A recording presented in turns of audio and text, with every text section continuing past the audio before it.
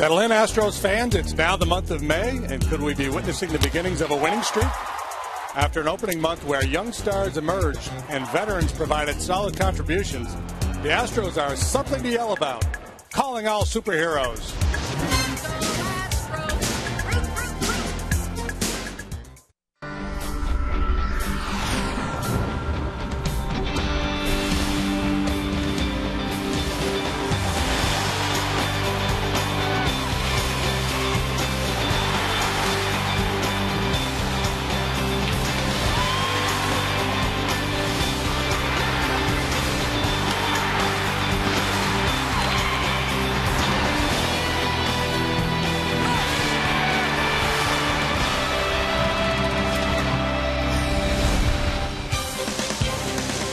From Minute Maid Park in Houston, Texas, Fox Sports Houston brings you Houston Astros baseball. Tonight, it's Game 2 of a 3-game series. The Astros take on the New York Mets.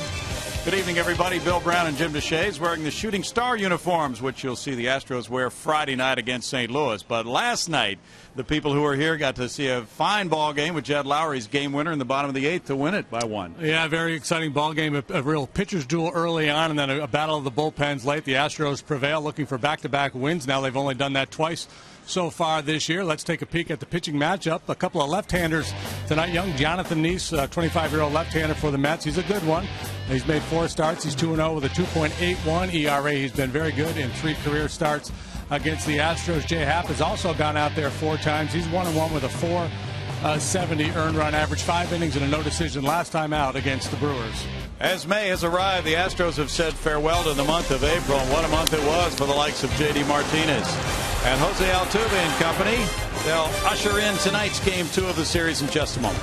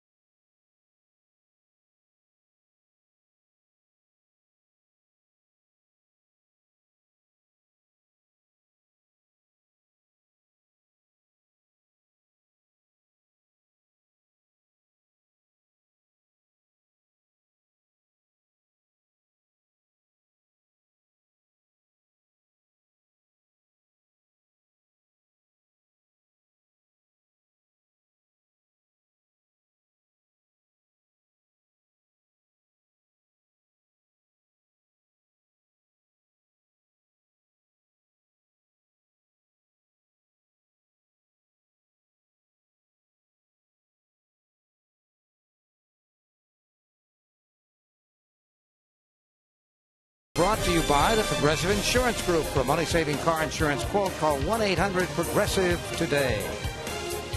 It's a beautiful night for baseball. Temperature right around 80 degrees. The Astros are on the field. We're expecting a repeat of last night, aren't we? Let's be optimistic. Let's go back up to the booth. Bill Brown and Jim Deshaies. Thank you, Greg. You've got your hitting clothes on down there, we see, getting ready for Friday night with the Cardinals in town and those beautiful shooting star uniforms that many fans like so much. Nice steamy night here, and the starting lineup for Terry Collins' New York Mets is brought to you by Hyundai. It's Kirk Neuenhuis leading it off in left field. Ruben Tejada's the shortstop. Justin Turner bats third at second base. The cleanup man is third sacker David Wright. It's Scott Hairston in right field. Ike Davis at first base. Andres Torres the center fielder. Josh Toley the catcher. Jonathan Neese the pitcher.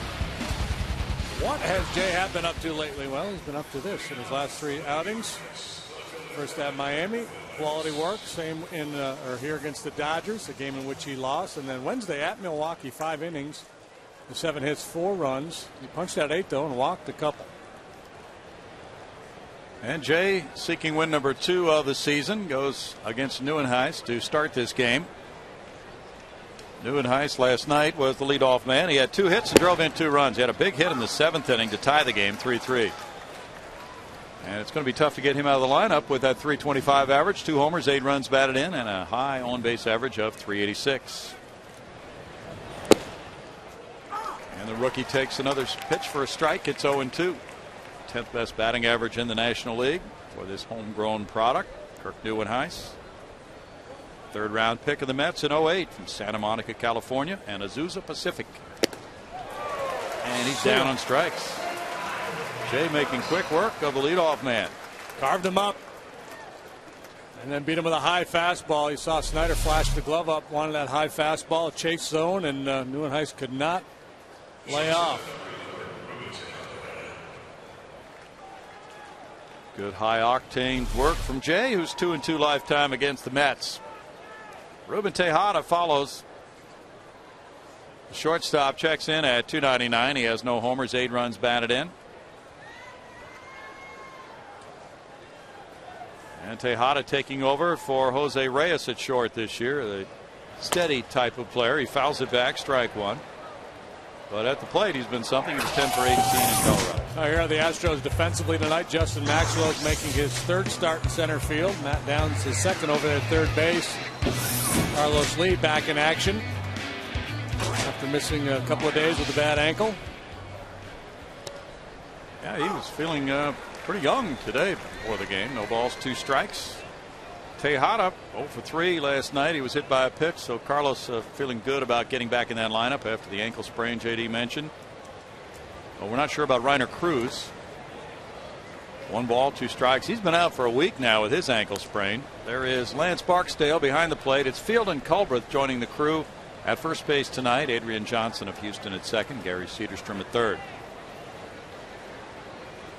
Tejada from Panama hit .284 last year for New York. Good try, just miss. Coming out of the bullpen with good fastball command tonight. Jay struck out 8 in 5 innings in that last start at Milwaukee that JD mentioned.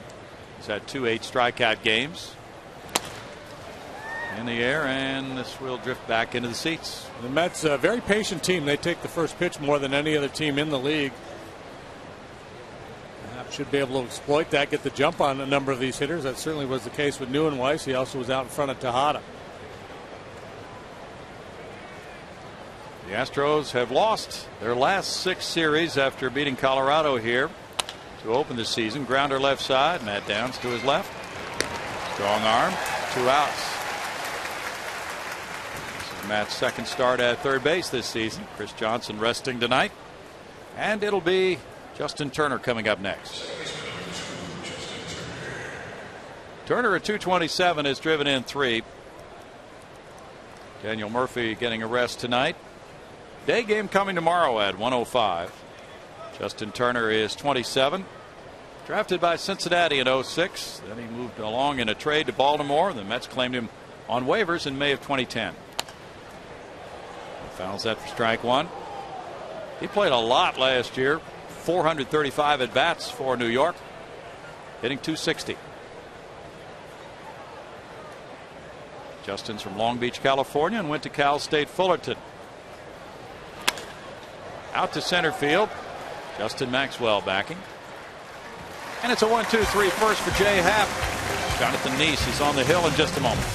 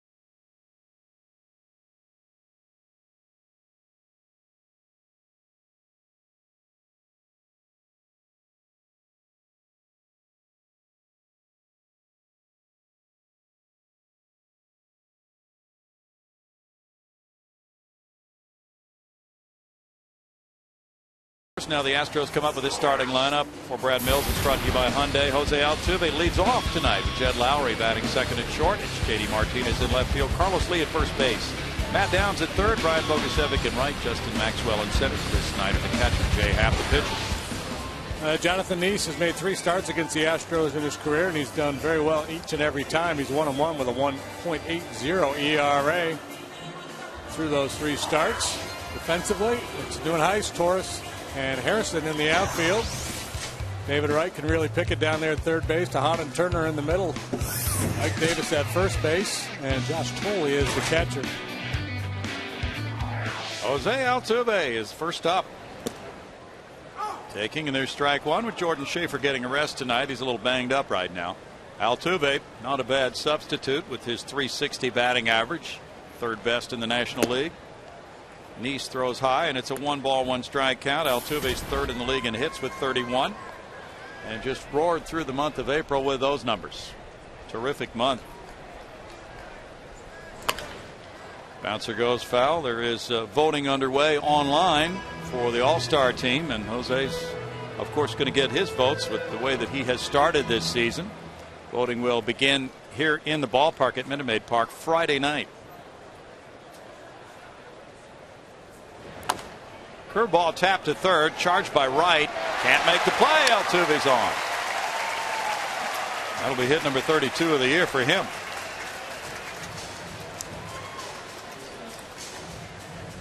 Yeah, they tend to come in bunches for Altuve. He was hitless last night after an unbelievable road trip, tearing it up in both Milwaukee and Cincinnati. Do or die play for David Wright. Couldn't come up with it. And it's a knock.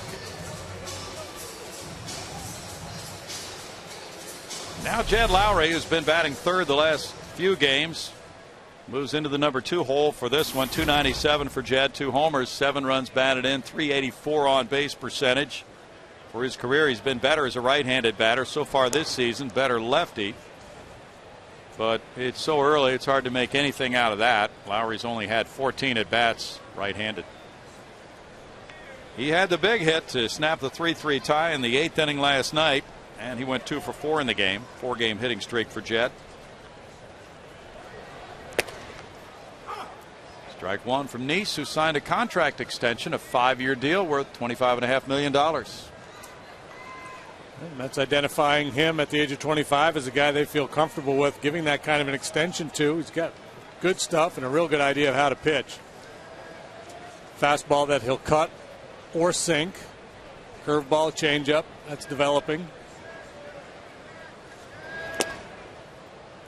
Lowry takes a look at it, and it's ball 1 from Jonathan Neese from Lima, Ohio. Went to high school in Defiance, Ohio, and that's Chad Billingsley's high school. He played soccer in addition to pitching. And last year was 11-11 for the Mets. Foul back, 1-2. The Astros are 4th in the National League in scoring runs with 104.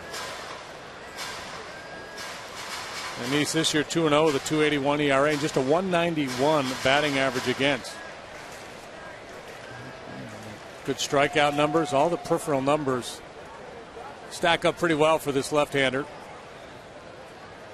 They sure do. In the air, back out of play, and as you indicated, in all 3 of his starts against Houston, he has been solid. His worst start was last year in a 6-1 loss in New York. He gave up 2 runs in 6 innings. And twice he's gone 7 innings and allowed 1 run. So 1-1 with a 1.80 ERA in 3 career starts against the Astros. And here in 2 starts at Minute Maid, 1-0 with a 1.29. Still a ball and 2 strikes with J.D. Martinez on deck. Pitcher Kyle Weiland had some surgery at the Methodist Hospital by Dr. Pat McCulloch for infection in his right shoulder.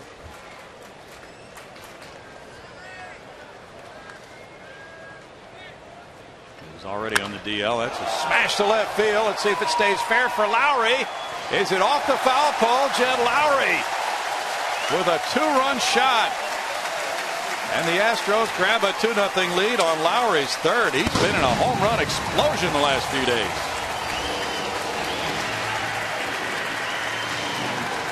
Just about all of his at-bats have been coming from the left side, and he's put up very good numbers there. As Brownie mentioned earlier, throughout his career, he's been better from the right side, but he's got a good-looking swing from both sides of the plate. You can't say that about all switch hitters. His 3rd homer in 8 games. It's like somebody's eating chicken. Yeah. J.D. Martinez the batter. And Martinez takes ball 1. 282 for J.D. 3 homers, and that's what happens when one of the Astros bangs one off that foul pole. Chicken sandwiches for everybody with their ticket stub. Presented at Chick-fil-A restaurants. 4th in runs batted in and 6th in on base average. J.D. Martinez had quite a month of April. He's walked 17 times. That's 3rd best in the league.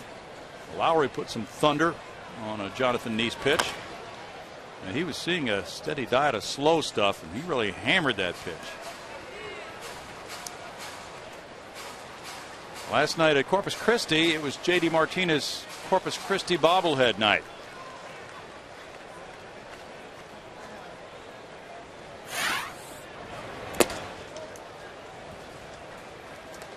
And he tweeted about it as well.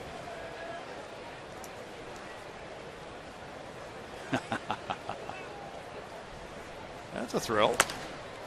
Fouls it back. Yeah, it used to be for a player you were excited when you got your first baseball card. That was a big deal. Now it's like, well, baseball card is neat, but I really haven't arrived till I have a bobblehead.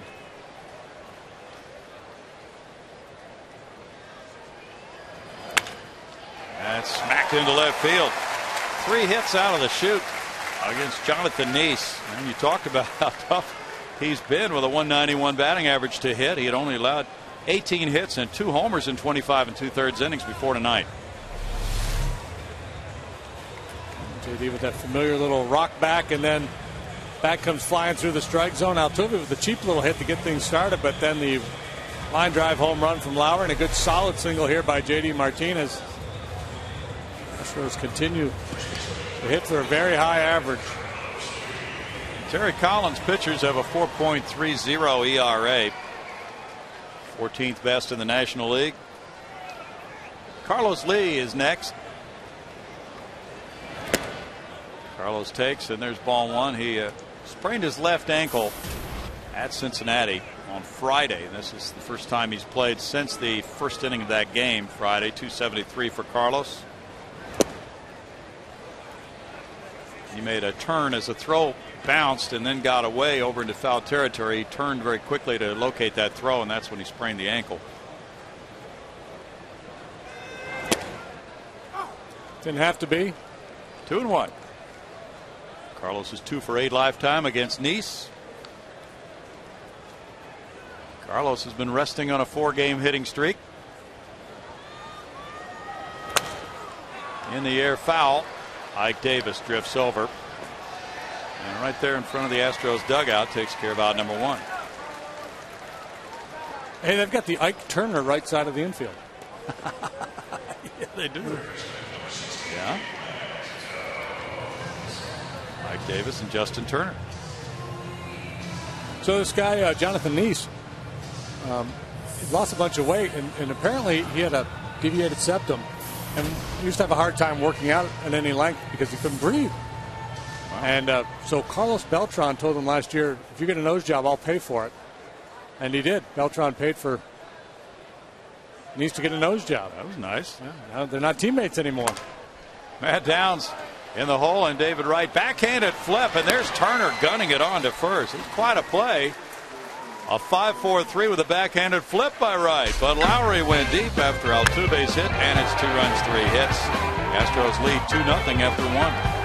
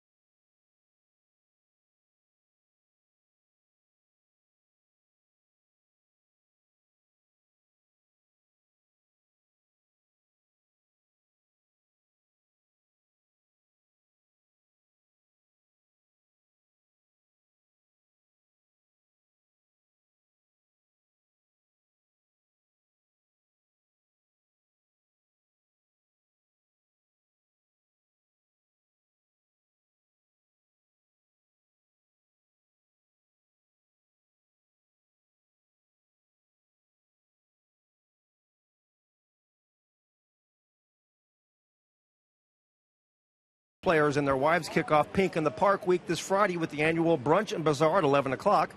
That night, 10,000 fans will receive a pink belted bag courtesy of the Methodist Cancer Center. To register for the Brunch and Bazaar and mingle with Astros players and their wives, go to astros.com/pink_brunch. Brownie, back to you. Backhanded, Jed Lowry throwing from the grass to get David Wright. 1 pitch, 1 out here in the second for Jay Happ.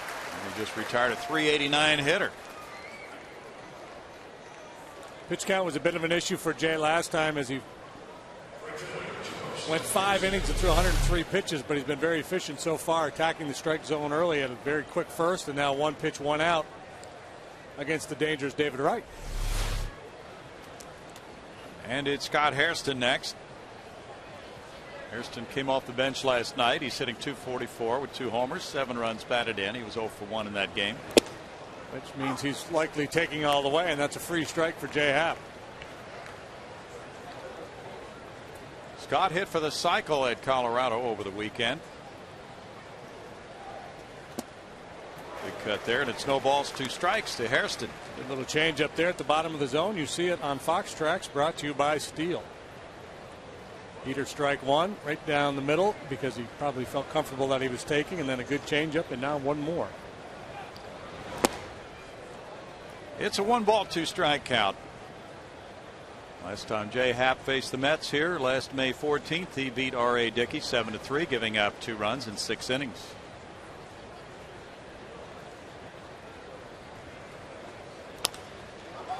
In the air, and the left fielder J.D. Martinez goes over toward the corner and handles out number 2. 5 straight set down by Happ. Just a lazy can of corn fly ball, but Crawford box is so cozy here. Got a little scary. Yeah. 315 right down the line. It's tight.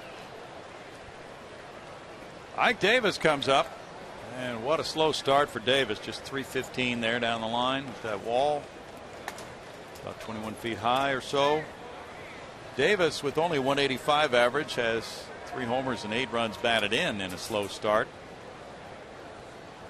And against lefties, 241, actually better. He was 2 for 4 last night. So he might be starting to seek that level that the Mets would like to see him find. He's a 271 major league hitter who hit 302 last year in an abbreviated season.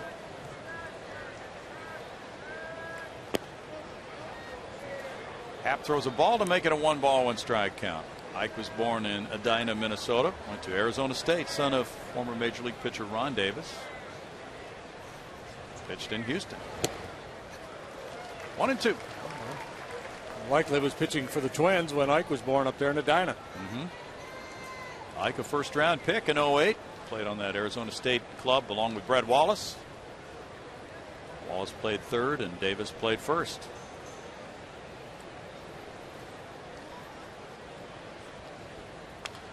Fouls it back.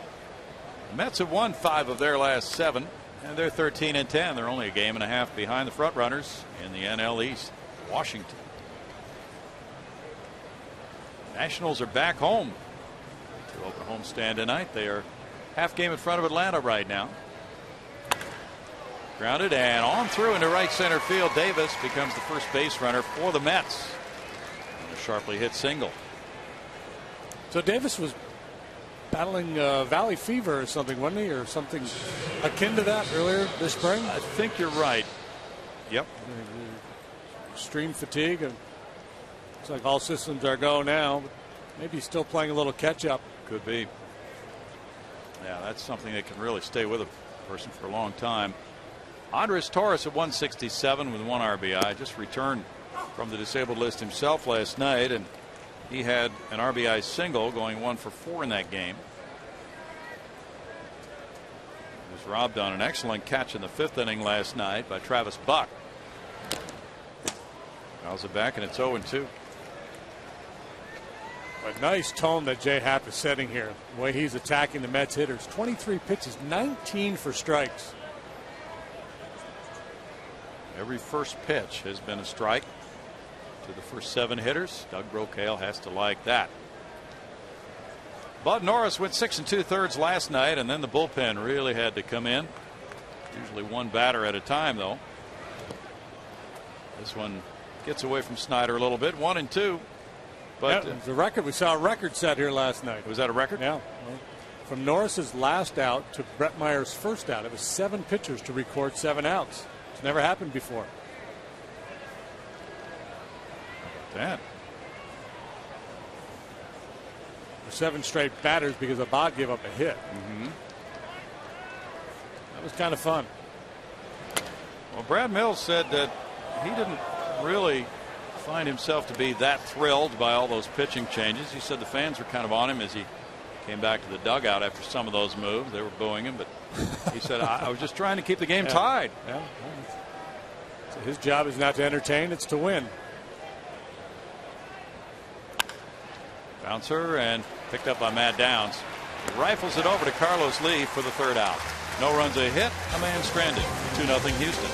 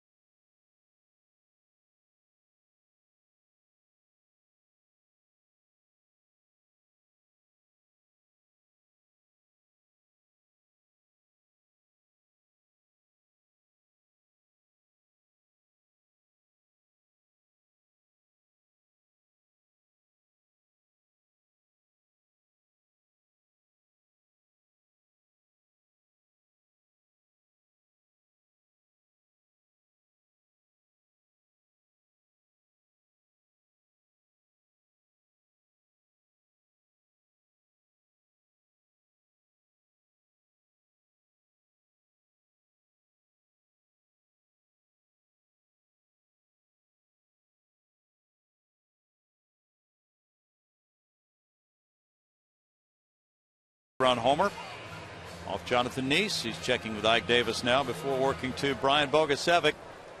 Bogey, a 209 hitter with 1 homer, has 7 runs batted in.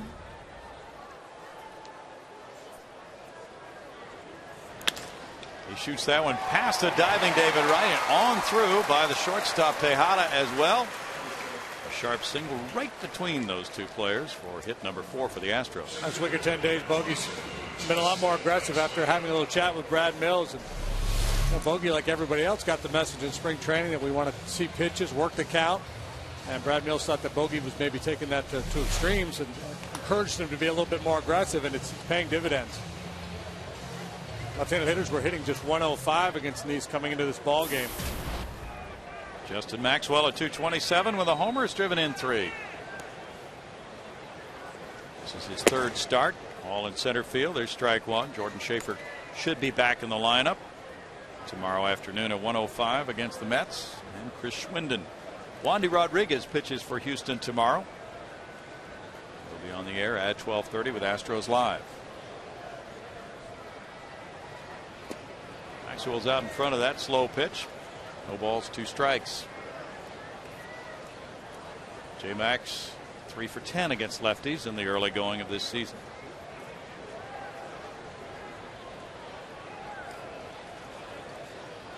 The Astros have won 9 and lost 14. Settling in for game 2 of a 9-game homestand. Line shot to left. That's 5 hits already for the Astros. We go to Greg Lucas. Hey, it's time to take a look at our AT&T trivia question of the day. It has to do with really both these teams in a way. The trivia question is, in the premium phase of the expansion draft, when both of these teams were formed, Houston chose 4 players. This is the premium phase. Name 3 of them.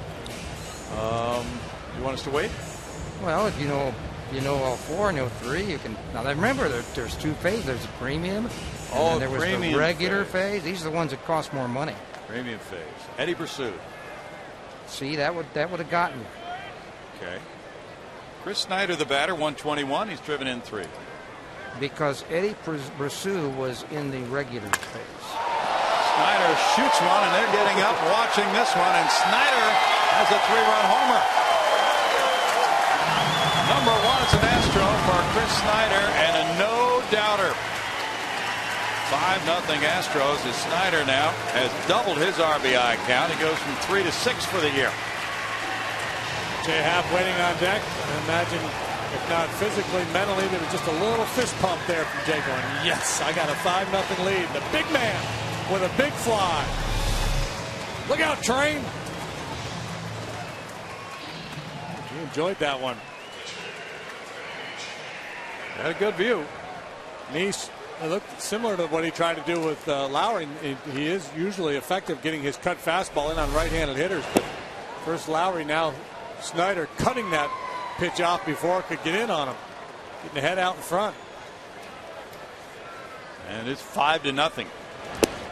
Jay Happ with a cut there, and it's a 1-ball-1-strike count to Jay. Well, the Astros coming into this game had been out-homered 26-14. Neese gets a strike, and it's 1-2. An explosive Astros club here. 2 runs on 3 hits in the first, and 3 more runs here. First 4 starts, all quality starts for Neese. 2 homers allowed, but now he's allowed 2 in 1 1/3 innings. He gets strikeout number 1. We're going to answer the trivia question. It is nice when we have so much action. We can't really take full time on it. The answer to the trivia question from AT&T: Joey Amalfitano, Dick Farrell, Hal Smith, and Hal Spangler. They had to pay $125,000 for them. When Amalfitano found out he cost $125,000, he quit, but he needed to get more insurance. Eddie Brosseau was the first pick, but that was in the regular phase. Most of the guys like Aspromonte, Lillis, Mejias, they were all in the regular phase of the draft. Jose Altuve reached on an infield hit, rode home on the Lowry 2-run homer. That's strike 1. Well, if you're playing along with AT&T at trivia at home and you got that one right, you go to the head of the class. It was a tough one. Altuve leading off for the first time for the Astros this year. Has a 1-1 count.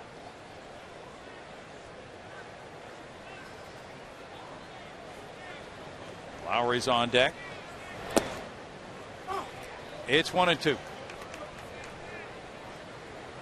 Brad Mills' club off to a great start, leading 5-0 here in the second inning at home. Astros 5-5 at home this season. This homestand gives them a chance to settle in after going to 5 different cities over the last 5 series. They'll be here over the weekend against St. Louis, and then next week, Monday through Wednesday, here against Miami. Nice. 2 outs. And it's Lowry next.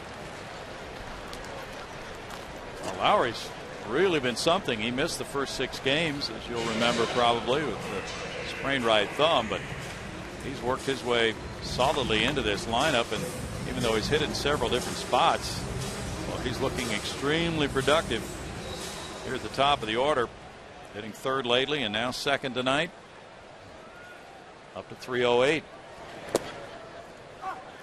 Strike to Jet, and he's played errorless baseball this year. 74 total chances without a miscue coming into this game. It's a 1-ball, 1-strike count. The Astros are 1-4 against lefty starters. They beat Jamie Moyer. They've lost to the next 4 guys. That one really gets away from Nice. Well, they face some nasty ones. Yeah. Clayton Kershaw, Gio Gonzalez.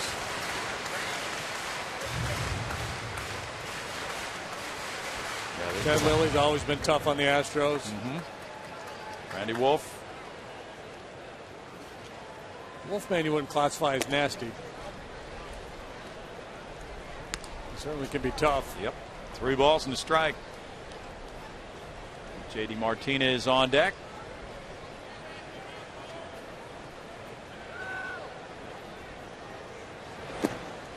And that's a walk to Lowry.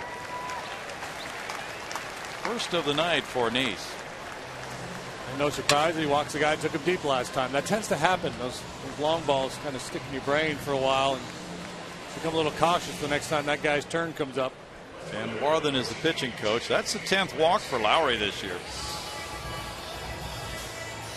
Martinez singled between 3rd and short in the first inning. Orioles 3, Yankees 1. They've played 5 at Yankee Stadium. Buck Showalter back in town with the Birds, who have been surprising with their 14-9 record. It's strike 1. Chris Davis hit his 5th homer. J.J. Hardy number 4 for the Orioles. Curtis Granderson with number 9 for the Yankees. Andy Pettit not quite ready to come back yet. No balls, 2 strikes to Martinez. Andy is testifying today, or did, in the Roger Clemens trial. Oh, did he? Yeah. Okay. It's Arizona 2, Washington nothing. They're in the bottom of the 6th in our nation's capital. You hear about Bryce Harper yesterday? What happened? Well, they had an off day. They had come back from the West Coast where he made his debut. And he was out doing a little touring around town, around the Washington Monument. They were playing softball. Bouncer up the middle. Turner steps on the bag, and he took a swing, and he missed at the first softball pitch. So he went to the count 0-1 with this game tonight. There's Chris Snyder, and he hits his first homer as an Astro to make it 5-0.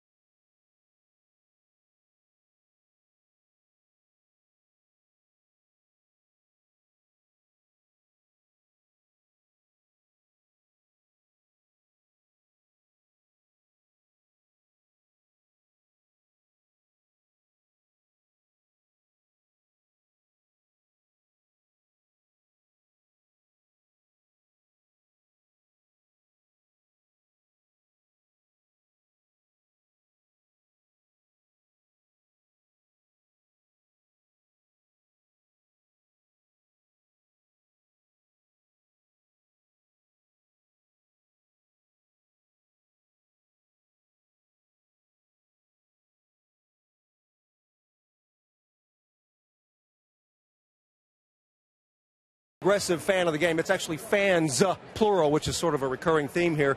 Got 5 guys from Klein Forest, 5 baseball players. Give me your names, guys. Kyle Kelly, Marco Palacios, Chase Edwards, Matthew Raspberry, Juan Mendez.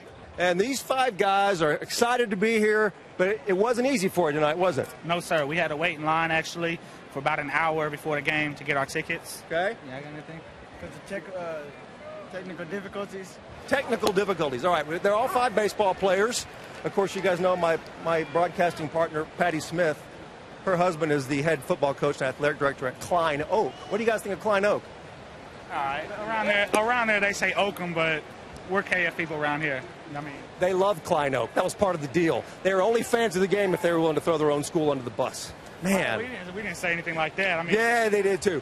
Hey, these guys have been making a lot of noise down here. They're in prime foul ball territory, so we're going to reward you with the progressive fan of the game back. We got 5 guys here, 3 seniors, 2 juniors. So, Brownie, I'm taking odds as to the chances of the juniors getting anything out of the bag. Oh, yeah.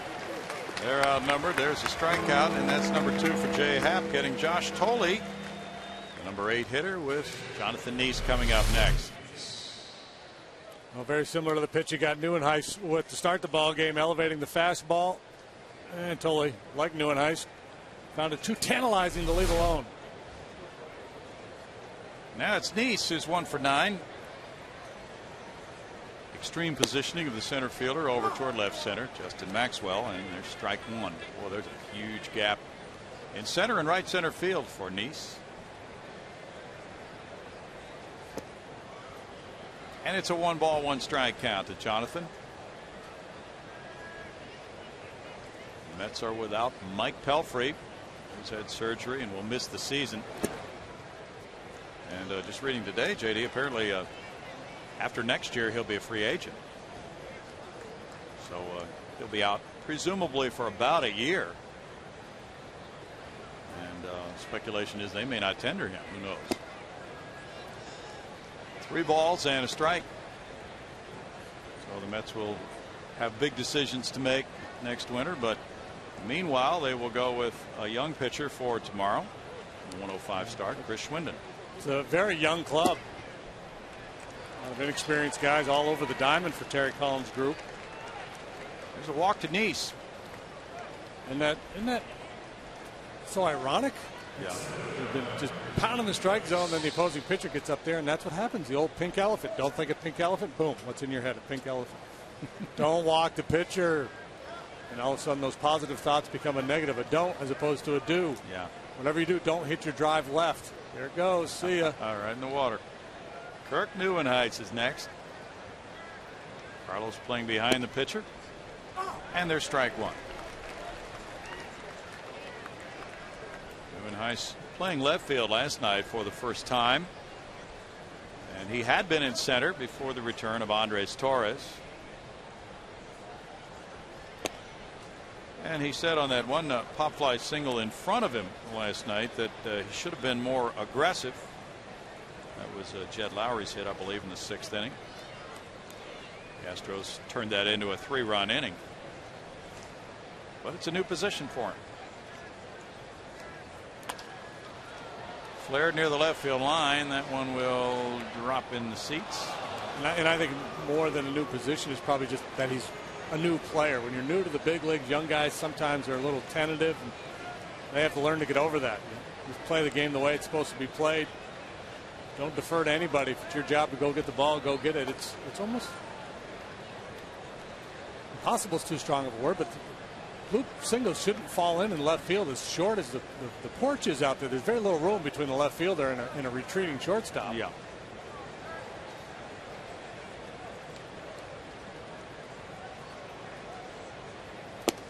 Neuenhuis down on strikes. Number 3 for Jay Happ. He regroups after walking the pitcher. Now it's Tejada coming up.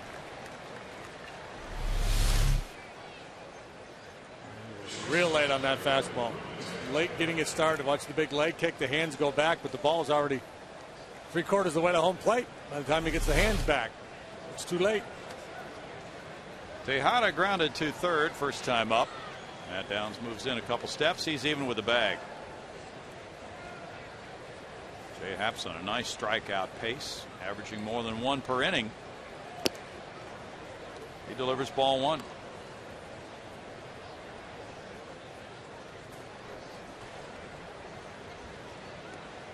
Jay really looking for a bounce back season after a tough year last year. And he has all the makings of it going so far. 1 ball, 1 strike.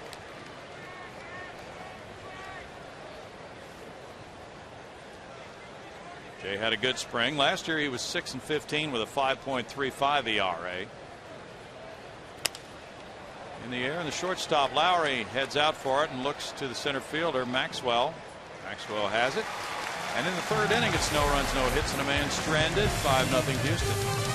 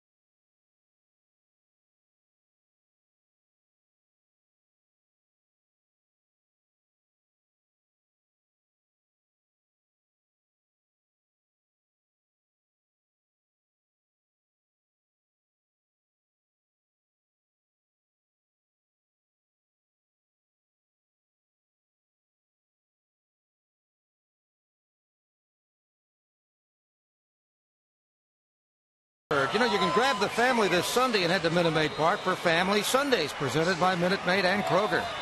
Kids can enjoy a free family fun zone before the game and run the bases post-game.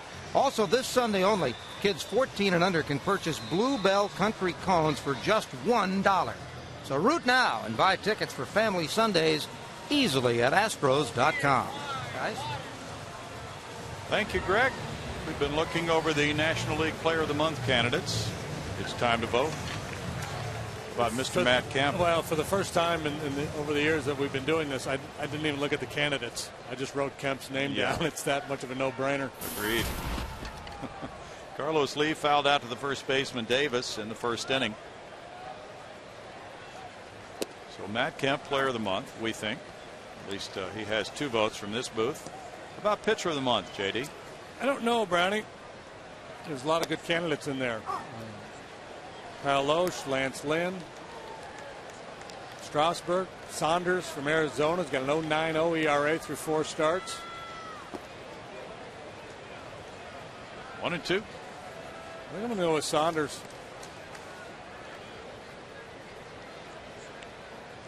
Wade Miley had quite a month as a rookie pitcher. 3-0 with a 1.29 ERA. 2 and 2. And another rookie hitter.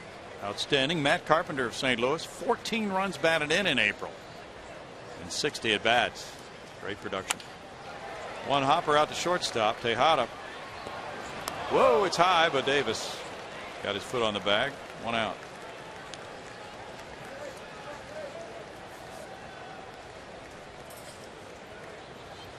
Well, the Mets had to be proud of their 13-10 April. It takes a little time to gather himself, and then still makes a high throw, and Davis able to go up and get it for him. Matt Downs getting more playing time over this stretch of the last few days than he normally does. He bounced into a double play first time up. That's ball 1. That could be good down the road to get him these at-bats early in the season. That's always a challenge for a major league manager. Players have all been playing a fair amount of time in spring training. Then he gets into the regular season, and Brad Mills or Terry Collins or whoever the manager is has that challenge in front of him to get the bench players some at bats. And the injuries make it a no-brainer. 3 balls, no strikes. So Matt Downs is starting again tonight. Yeah, the nature of baseball is the schedule provides opportunities between guys getting nicked up or a nasty lefty on the mound, so you might sit down a couple of left-handed bats. Second walk for Nice. This is Downs' 4th straight start. He has homers in consecutive games for the first time. Bogusevic steered a single through the left side, and that sparked the 3-run inning for the Astros in the second.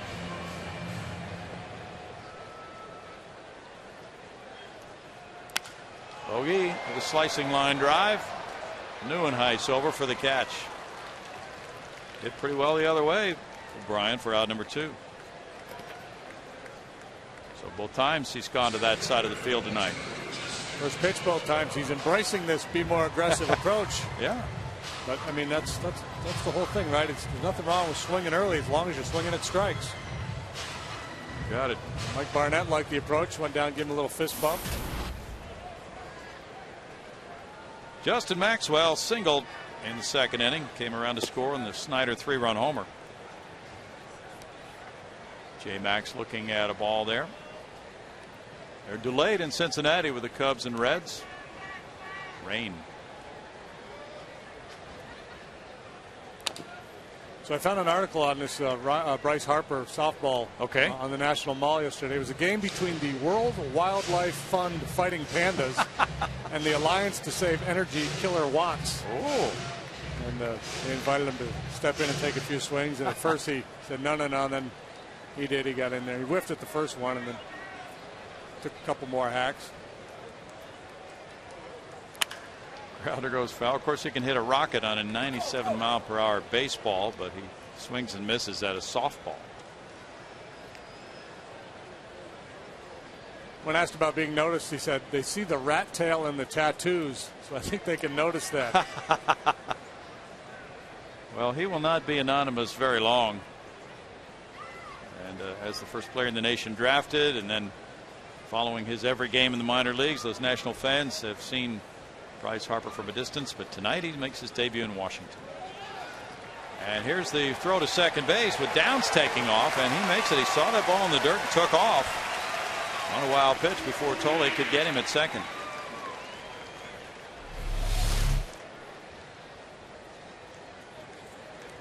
Well, if you hesitate, you don't make it. Good job there by Downs. That was a great look we had too from that camera angle, showing that the approach a base runner should have, shuffling off with the pitch, keeping his eye on home plate, sees it in the dirt and goes.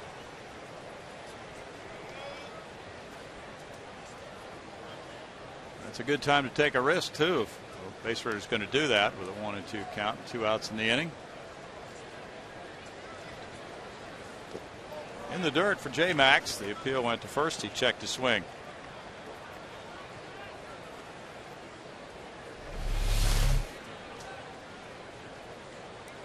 No, he didn't go. Full count now for Jonathan Nice. 4 straight quality starts out of the chute. 4 straight with a 2.81 ERA in those 4. I said Justin is seeing about 80% breaking balls. Yeah. Is that bat since joining the Astros?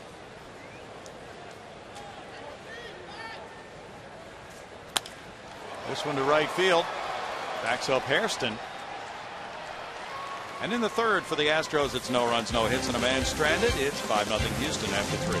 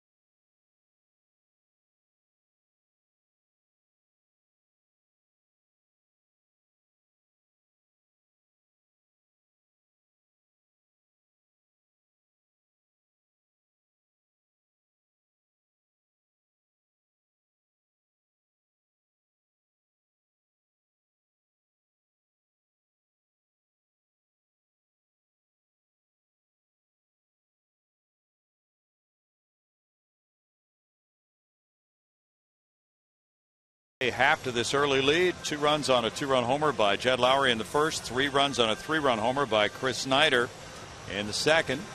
Good night to look down from that roof deck atop Union Station. Another pretty night. Offshore Technology Conference in downtown Houston. And it's Offshore Technology Night here at the ballpark. Well, you can't get a hotel room in downtown Houston right now. Justin Turner leading off the 4th inning. Takes strike 1. Turner hit a fly ball to center. It's great to see all this activity in the downtown area. Dave Clark is waving at the left fielder. Maybe at Maxwell in center. There's J.D. Martinez in left, going back to the wall, leaping, and this one kicks back toward the infield. And that's a double for Turner. Hit number 2 for the Mets.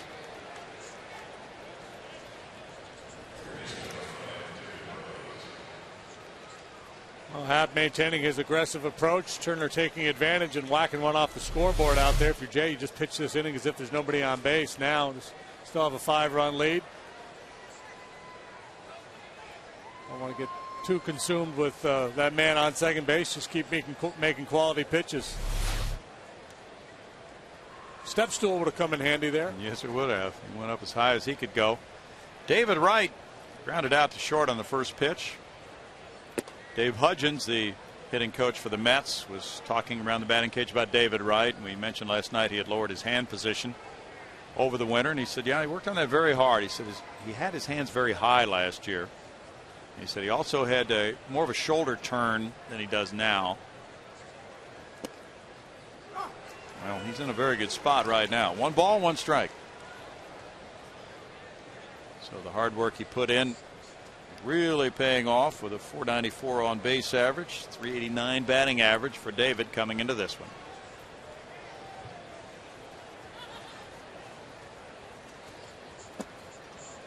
He looks at a strike. 1 and 2 to Wright. Well, the Mets came out of Colorado where they had done very well, winning 2 of 3, doing a lot of hitting, and last night they scored 3 runs on 8 hits. Came back down to earth a little bit. They're averaging just barely under 4 runs per game. Wright hits a shot, a low liner, speared, and that's out number 1. Caught just above the ground by Matt Downs. Good swing by Wright, but he's out. So literally came back down to earth, leaving Coors Field and the Rocky Mountains. Did.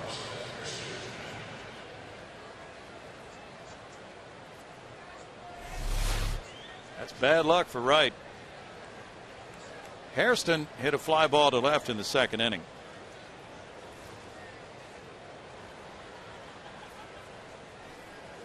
Jay Happ has quality starts in 8 of his last 10 outings going back to last year when he began this turnaround in September. That's strike 1 for Jay. Jay has gone 6 innings in each of his first 3 starts this season. 5 innings the last time out when he ran into home runs from Braun and Ishikawa in Milwaukee and got a no decision. But the Astros won the game 7-5.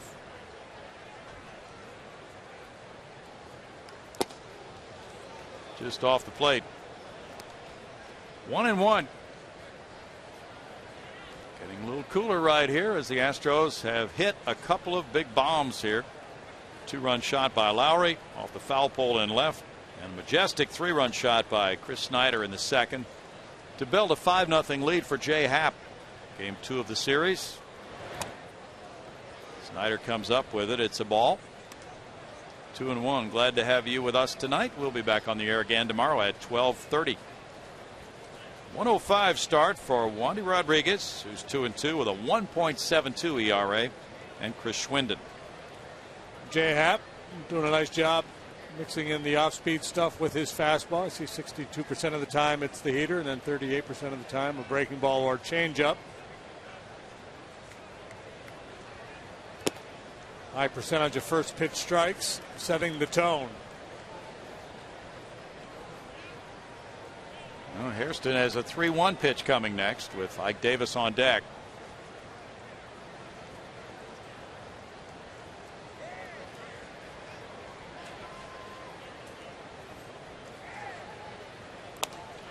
pop back, and it's a 3-ball 2-strike count to Hairston. There's rain in some of the cities in the Midwest, including that Cleveland White Sox game in Chicago. The Indians haven't been able to get up to bat yet, but they own the second best road record in the majors at 7-2.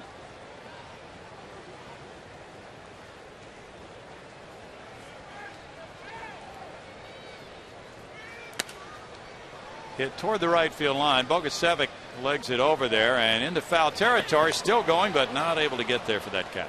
He had a long run.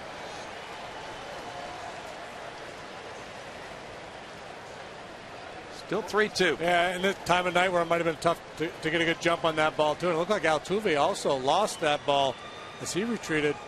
I don't think he was ever going to get there anyway, but tough sky right now on a high pop like that. Yes, it is. That time of night when it's tough to see the baseball.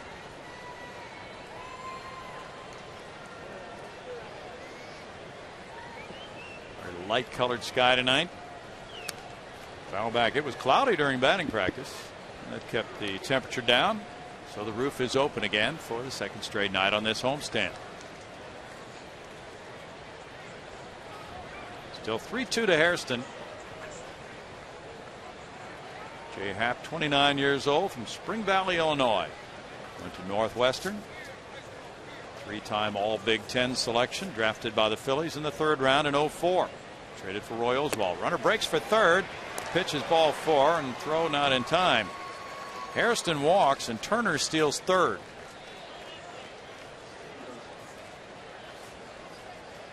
Mets are last in the league in stealing. Certainly an unconventional time to steal third base down 5 runs in the 4th inning, but he just obviously felt comfortable that he could make it easily. Now it's Ike Davis at the plate. Runners at the corners and 1 out.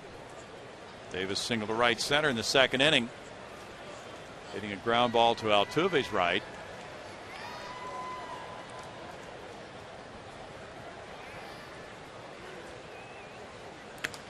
Davis shoots a little looping liner toward foul ground, and that's out of the reach of Matt Downs. Yeah, Turner running there, though. It may be that Terry Collins has told his guys, look, go ahead and be aggressive in certain situations where we normally would not. Like the Astros, they don't have a lot of power, so they don't have a lot of 3-run home runs to come back in a game like this. So try to steal a bag here or there, pick up an extra 90 feet, get a run here, run there, and you're back in the game. Is probably the way TC's thinking in that dugout.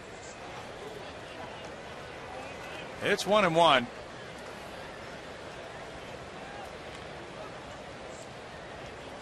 Jay's pace has slowed considerably after that leadoff double. Yep.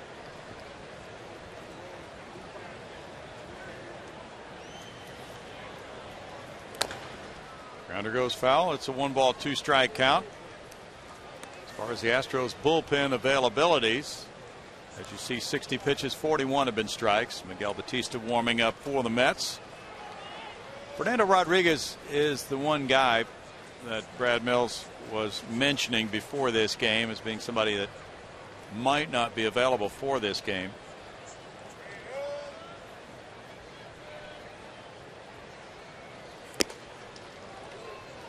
But obviously with a 5-0 lead, you want that starting pitcher to go 7. Well, you want a lot of things when you're managing, don't you? 2 balls, 2 strikes. You like those nice easy wins where you don't have to manage as frantically as he did last night with all the pitching changes. Exactly. Strike 3 call. Davis is caught looking. Strikeout number 4. That could be big for Jay.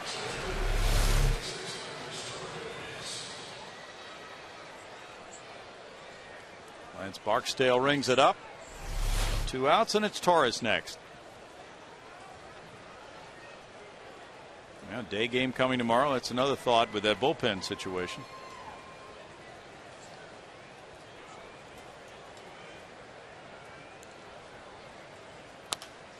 Torres fouls it away. There's strike 1 to Andres, formerly with the Giants. It's Detroit 9, Kansas City 2. They're in the bottom of the 7th in the Motor City. Tigers are playing 500 ball. They're 11 and 11. Up the middle. Lowry can't stop it from being an RBI single. 5-1 ball game. Torres drives in his second of the year. And the Mets chip away. They've been very good in 2-out situations this year. Torres last night making his first start since opening day. He got hurt on opening day, strained his calf, went on the disabled list. Was initially going to be the leadoff man, but Neuenweiss has done so well. He's stayed in that spot at least for now. Torres hitting down in the order. That ball got in on him, didn't hit it all that hard. He'll take the knock in the RBI. Josh Tolley takes a look at it. There's ball 1 to him. The number 8 hitter struck out in the 3rd inning, swung in a high fastball. Nice initially out on deck. Now he's being called back, and big Lucas Duda now in the on deck circle for the Mets. Bouncer up the middle, and that will be on through into center field. Run number 2 scores for the Mets, and it's a 5-2 Houston lead on Tolley's RBI single, giving him 6 runs batted in. The Mets continue to chip away. The last 7 games they scored 20 runs with 2 outs, and right here they get back-to-back 2-out hits in the 4th. Ironically, the best hit ball of the inning was the David Wright line out. Yeah. Turner hit his ball good, but his last 2 singles, I mean, they're not real cheap. This good up the middle approach by these Met hitters, and now conference on the mound as Chris Snyder and Jay Happ get together. The Mets have made things interesting. And they'll go with Lucas Duda pinch hitting for Jonathan Nice. Nice in 3 innings of work, allowing 6 hits, 5 runs tonight. Walking 2, fanning 1. But Terry Collins senses this opportunity, and he will try to seize upon it. Duda came off the bench last night. He was sick for that game, and as a pinch hitter, he drew a walk in the 7th inning, hitting 200 against lefties. Overall, a .256 hitter with 4 homers, 13 runs batted in, and he's 0 for 1 pinch hitting.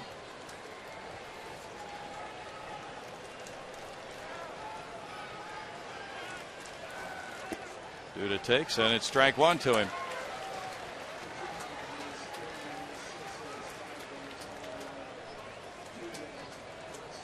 Duda, 26 years old, from Fontana, California, went to Southern Cal. Miguel Batista warming up, and he can go long relief. He can start. Very versatile sort in the bullpen. No balls, 2 strikes. Batista, very versatile sort in life. Yeah. Baseball player / poet, novelist. Well, they've got some interesting guys. Oh. Him and R.A. Dickey. Well-educated people. 1 ball, 2 strikes. Duda's hit .321 his last 16 games. Now the backup catcher, Mike Nikias, is sick tonight, we were told before the game. So there's something sweeping through the Mets clubhouse. Close. Oh my. Lance Barksdale was guessing ball there. Oh, I apologize, Lance. Okay. 2-2. Vindication from Fox Tracks. Your record is still good. Still haven't missed one tonight. Happ's thrown 70 pitches. And that is a strikeout. The Mets put together a rally in the 4th inning. Strikeout number 5 for Hap ends it. They wind up with 2 runs on 3 hits. In strand 2, it's 5-2 Houston.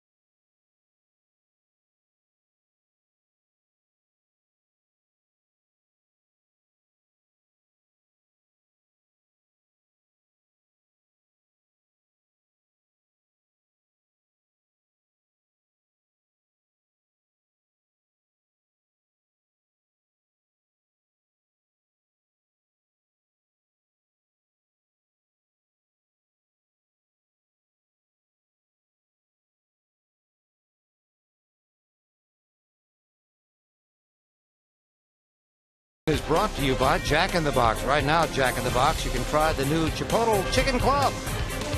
And by the all-new Mazda CX-5 with 35 highway miles per gallon. Beautiful night outside the ballpark. There's the inn right nearby. Beautiful night for baseball. Calling the action with a beautiful score so far. The Astros on top. Here's Bill Brown and Jim DeShays. Thank you, Greg. It is 5-2. The Astros will have Snyder, Happ, and Altuve up in the home fourth inning, and the home fans enjoying what they are seeing so far. Now they're looking at 41-year-old Miguel Batista. He was with St. Louis and the Mets last year, and this season he's 0-1 with a 7.84 ERA. Batista's been around for 15, 16 years. First came up with the Pirates in 1992. This year 0-1 with a 7.84 ERA. The walks obviously have been an issue for him. Having issued 9 walks and 10 in the third. Generally that's not going to get it done. Well, he'll be facing Chris Snyder to lead it off. Snyder whacked a 3-run homer in the second inning on the first pitch thrown to him by Jonathan Neese.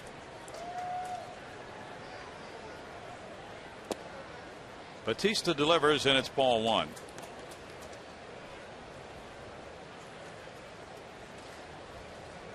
Batista made 1 start in the Mets doubleheader this year.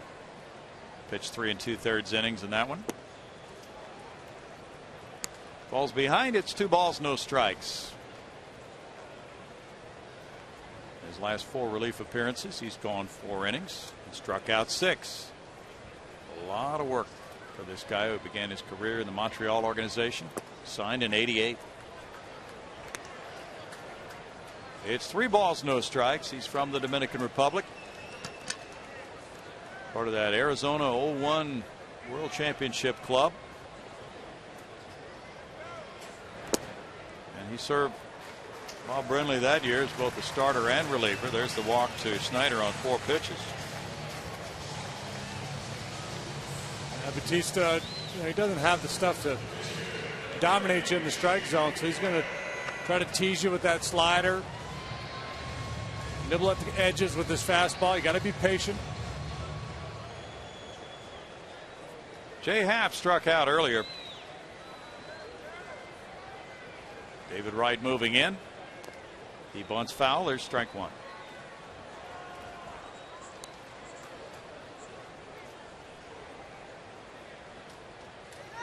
Batista made 4 appearances against the Astros last year and was not charged with any earned runs until the last one on June 9th.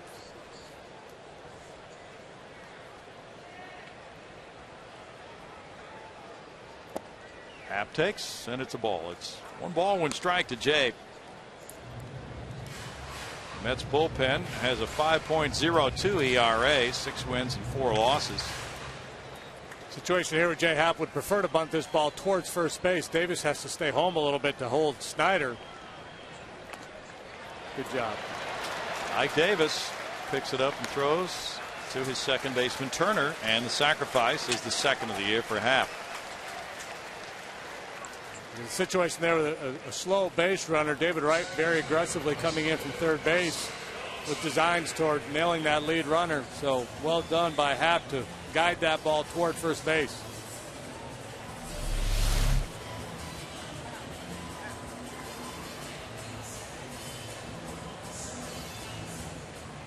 The only option he had.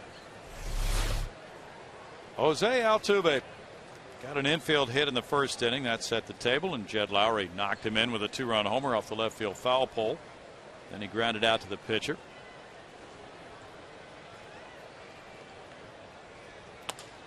That's into center field. Stop sign at third for Snyder. And another multi-hit game for Altuve, and it's only the 4th inning. It's his 13th multi-hit game. He leads the league. He too wasting no time, picking on that first pitch, a breaking ball, outer third, and up a little bit. Almost everything is up a little bit to Jose. Hit on the line though, so Snyder has to hesitate just to make sure. Third base is as far as he can get. Opportunity now for Lowry to get him home.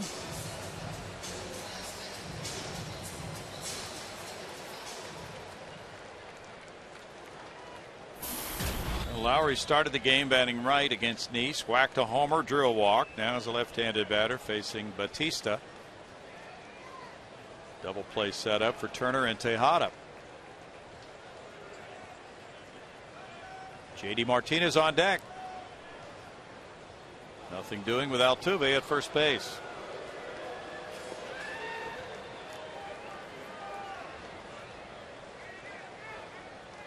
These two clubs split their 6 meetings last year. Here's the long ball from Lowry. Second batter of the game. A ground ball single from Altuve, and then Lowry turning on a cut fastball.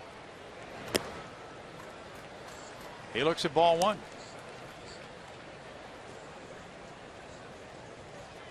Well, Clint Barmas was the Astros shortstop last year, and he was an excellent glove man. Did not hit a whole lot, but the way Lowry's come out of the gate, the Astros are getting a lot more offense from this position so far this season. Angel Sanchez played there some. It's 2-0.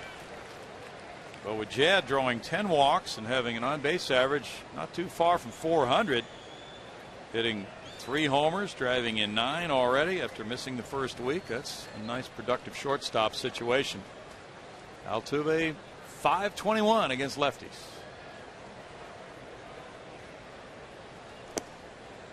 Ooh, my. 2-1. Well, that's all right. Now you can play a little run and hit if you want. Stay out of the double play, start a base runner. Batista's not going to overpower you. Once again, Lance Barksdale was correct. We'll sinker down and away is the plan.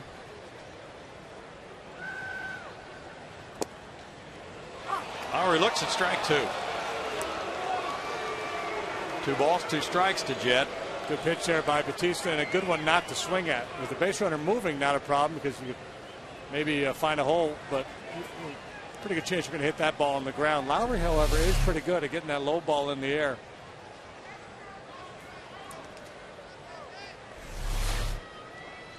I'll have him barking in the Astros dugout. Altuve going. The throw is in time to get him.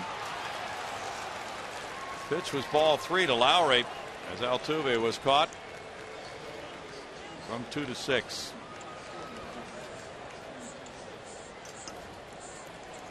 I thought he might be going on the 2-1. He was not. He goes on the 2-2 pitch, and Tejada up in front of the base to catch that throw, essentially blocking the path of Altuve. Yeah. 2 outs now, and the count 3-2 on Lowry.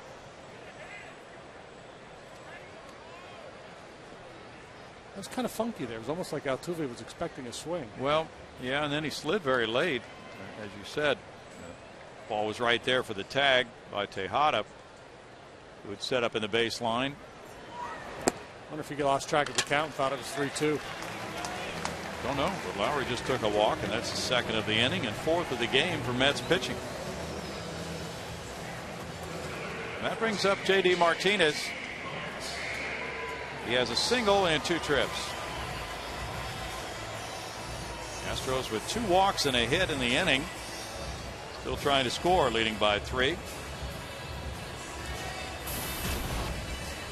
Yeah, that's the gamble you take when you're Terry Collins and you pinch hit for your pitcher this early in the game. You go to your long man, and by definition, your long man is probably the guy who has the worst stuff in your bullpen. Mm-hmm. And you're going to ask a lot out of him to try to keep you in the game for at least a couple of innings till his turn at bat comes around. 1 ball, no strikes, and then tomorrow, rookie Chris Schwinden making his 2nd major league start. May require some backup as well. And this is a team that came out of Colorado. With the games you tend to play at Coors Field, I imagine the bullpen was used fairly heavily there as well. Yeah. Good point, JD. We're going to check on that, in fact. Bouncer shortstop. Tejada shoveling. And he gets the force out to Turner with no runs a hit. 2 men stranded. 5-2 Houston.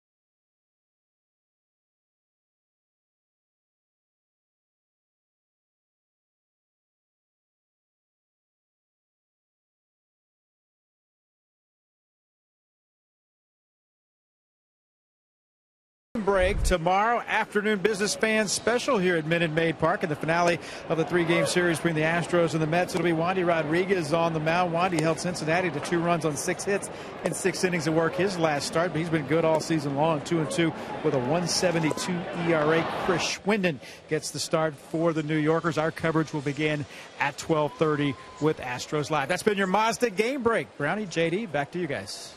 Thank you, Kevin. We go to inning number 5. It is 5-2 Houston. Jay Happ facing Kirk Neuenhuis. And there's strike one. We were doing some checking during the commercial break, JD. On Friday, the Mets in Colorado used 5 relief pitchers.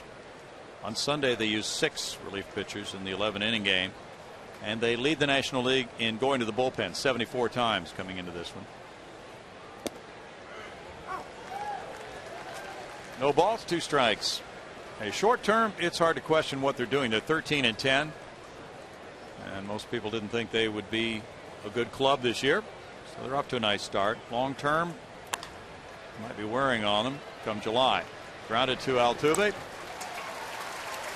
That's what AAA's for.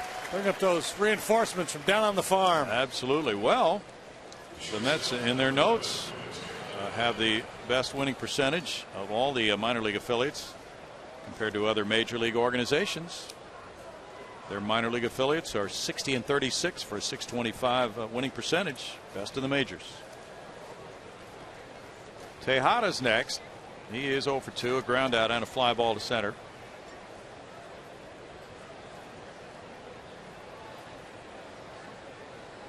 Phillies lead 3-2 in Atlanta, top of the 8th inning.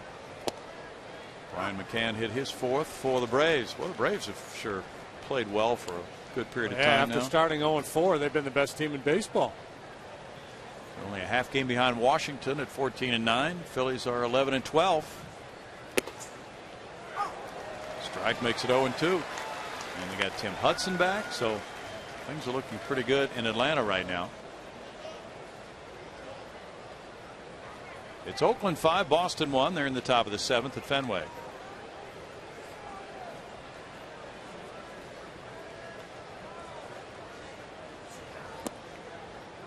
Boston's done a nice job bouncing back after getting trounced by the Yankees, blowing that 9-run lead. They're I think they've won 8 out of 9 since then. They're back to 500, 11-11. The whole division, 500 or better. And a miss. That's number 6 for Jay. And there's only one club over 500 in the AL Central. There's a strikeout pitch. Missed that by 1.5 feet. Justin Turner doubled to start that scoring inning in the 4th. Then he stole third base. He's 1 for 2. It's Tampa Bay 3, Seattle 1 after 7. But Tampa Bay got a blow, losing third baseman Evan Longoria for maybe up to 8 weeks. With a lot of hammy, yeah. Well, that's got to hurt that club big time. Strike makes it 1-1. St. Louis Cardinals will be here over the weekend. They are in a 2-2 game at home in the bottom of the 4th inning against Pittsburgh tonight. Adam Wainwright pitching. 2 balls and 1 strike for Jay Happ. Dodgers got 4 at Colorado. They lead 4-0. That was a 4-run first inning. They've played 2 now. Andre Ethier hit number 6 and D. Gordon number 1. Are we guessing inside the park on D. Gordon? Maybe, huh? 3 balls and a strike.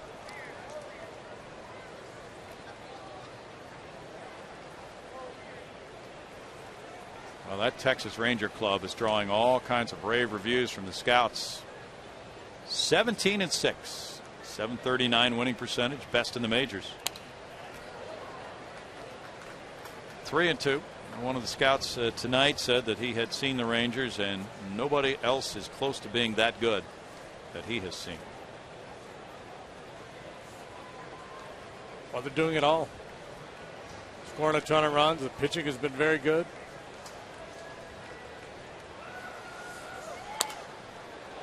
Yu Darvish has been all that. He sure has. That's looking like a very good move to sign him and spend all that money, over $100 million, to bring him into the fold. And, you know, the Angels, off to their tough start, way behind the Rangers at this point. That's a walk to Turner. Number 3 of the night.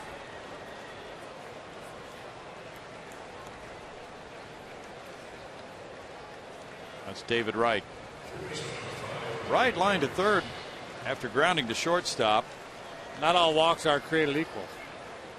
There's some that really gnaw at you if you're the pitcher or the pitching coach or the manager, and Jay's had a couple of those tonight. The walk to Neese, the opposing pitcher. Now 2 out, nobody on, walk to Turner with this guy coming up next.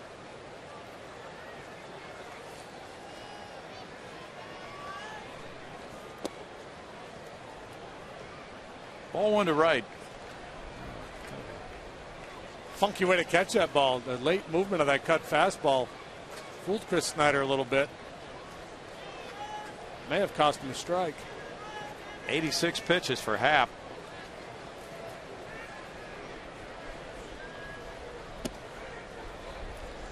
It's 2-0. Situation here where Jay has been inclined to go off speed in a fastball count. Done it effectively a couple of times tonight.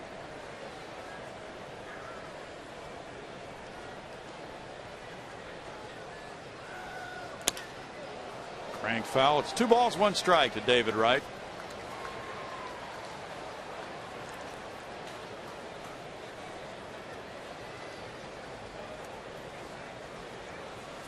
And that pitch count is running pretty high for 4 2/3 innings for Jay. 88. Last couple innings, boys, really throwing a lot of pitches. Going along nicely.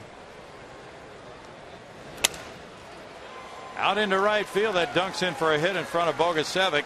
Turner to second on the single by Wright. An 8-game hitting streak now for Wright. A little redemption for Wright. Hit the ball right on the screws last time for an out. This time doesn't hit it all that well, but finds a safe haven out there in right field. The 28 pitch 4th inning, maybe taking a little bit of a bite out of Jay. Hairston will be next. 5 hits allowed by Jay.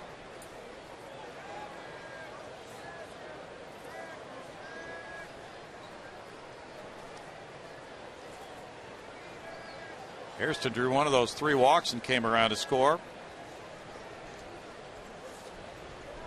Jay steps back. Yeah, the Rangers scored 124 runs in 23 games. They've hit 36 homers. And they lead the league in ERA 2.81.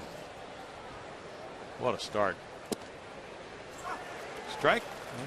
Josh Hamilton has missed a couple of games with back spasms, but he's off to a great start.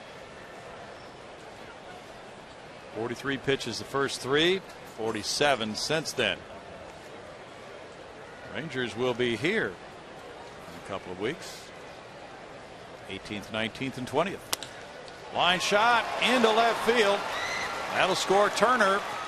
And the throw goes into the shortstop. It's 5-3 now, and the Mets keep pecking away. Hairston getting his 8th run batted in. The Mets continue to do good work with 2 outs. 2 out, nobody on quickly in this inning. Walk, single, single. And the Mets put another run on the board. And Brad Mills is going to make that walk out to the mound. He talked about this before the game tonight, you know, wanting the starters to get a win and also go deep into the game and have everything work out well for the bullpen and manageable for the next game. And well, that's one of the real difficult issues, isn't it, for a manager, getting a feel for that? Yeah, his obviously first priority is to win the game. You can't allow that, you know, I want to get this guy a win to cloud your thinking. But you know, there are times when you feel like, well, if I can get him a win, it'll maybe get him on a roll. I don't think that's not the case for Jay. It's not like he's going through struggles this year like he went through last year. I just find it interesting. Brad has been making a lot of trips this year out to the mound in these situations when he used to send Doug out. Mm-hmm. He's got Broke on the phone talking to the bullpen. I don't know if they're. Looks like the phone may be broken. Javier Bracamonte. Yeah, they want to. He wants a lefty warming up, so he's got to do it by hand signals. As Craig Bjornson, the bullpen coach, wants to get that information passed along. This way it used to always be done with hand signals. You know, they put the hand way up high for the tall guy or down low for the short guy. Wesley Wright. Well, Fernando Abad is also out there going for a ball. Switch hitter Torres due up next. Turn back towards second. Jay allowed 1 hit, 1 walk through the first 3. Ever since that leadoff double in the 4th, it's been different for him tonight. Well, his pace has slowed down considerably, and it's understandable that with base runners on, you're going to be a little more cautious. But I think he'd be well served to maintain that aggressive tempo he said earlier to kind of, you know, get after the hitters. You know, here I come and stay on the attack. You know, tall lefty. He wants Abad. Oh, lefty. Give me Randy Johnson. Well, Abad is the closest thing he can get to Randy Johnson. He's taller than Wesley Wright.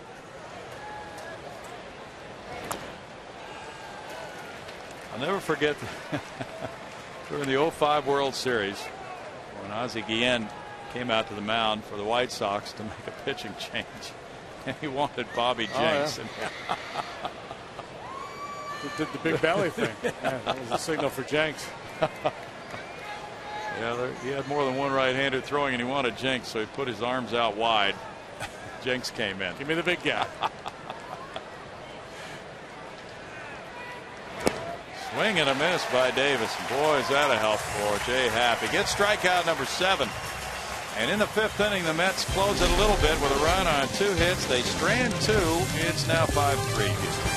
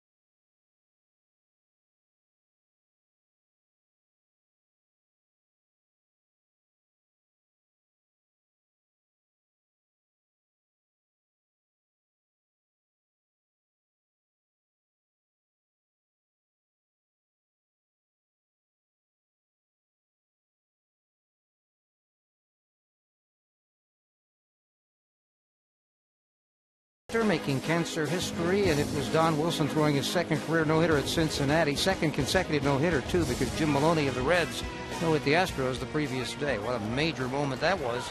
Brought to you by the MD Anderson Cancer Center, guys. Thank you, Greg. Carlos Lee taking strike 1. He's 0 for 2 in this game. 5-3 Astros. It was 5-0 Astros after 2. In fact, after 3, they led by that same score. Bouncer Batista. He gets out number 1 in his 2nd inning of work. And Matt Downs comes up. The way this game has now changed, with the Mets scoring 2 in the 4th and 1 in the 5th, the Astros offense will be well served to get back on the beam. It looked like they were going to be able to get something done last inning, but came up empty. Downs grounded into a double play in the 1st. He walked in the 3rd. Cardinals are going to retire Tony La Russa's uniform number on May 11th. be the 12th number they have retired. And Whitey Herzog, the only other person who did not play for the team to be so honored other than La Russa. Strike to Downs.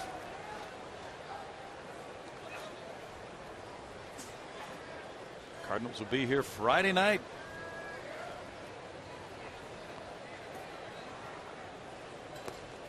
Wainwright's pitching tonight for them. 1 ball, 1 strike. So he's on a path to pitch perhaps on Sunday.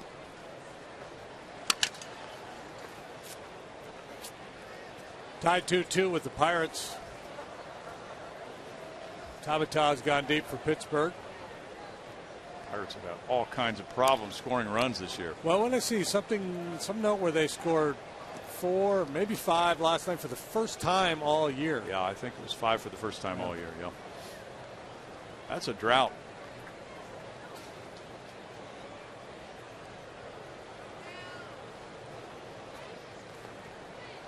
Pennsylvania. Phillies are having a hard time scoring too. There's something going on in Pennsylvania. Yeah. It's related to Punxsutawney Phil, no doubt. 2 balls and 2 strikes. Well, we'll have a Pennsylvania trip coming up on the next road trip to Pittsburgh and Philly. Tim Beckham was chosen by the Rays with the top overall pick in 08. He's been suspended 50 games. Tested positive for marijuana for a 2nd time. Fouled away. Still 2-2. He's drafted out of high school. Get bent like Beckham. He was hitting .204 in 13 games for AAA Durham this year. Maybe it was medicinal. 3 balls, 2 strikes.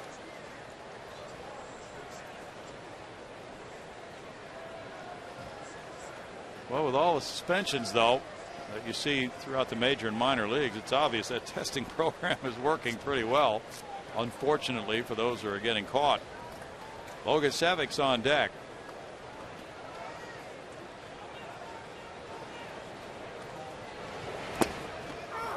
Strike 3.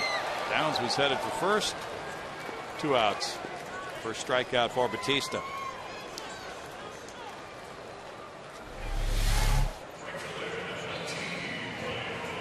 Right there, number 7, bottom of the knees, outside corner. Cannot make a better pitch than that.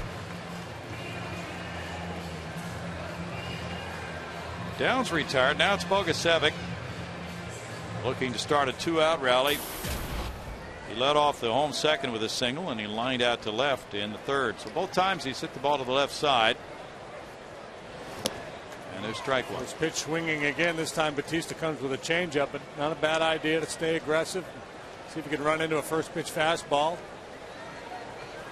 And with the lefty on the mound, more inclined to go the other way. Outfield plays him deep, pretty much straight up. David Wright well off the line. Tejada shading up the middle. Another slicing line drive to left. That's a hit in front of Neuenhuis. Bogey going that way all 3 times tonight. 2 for 3.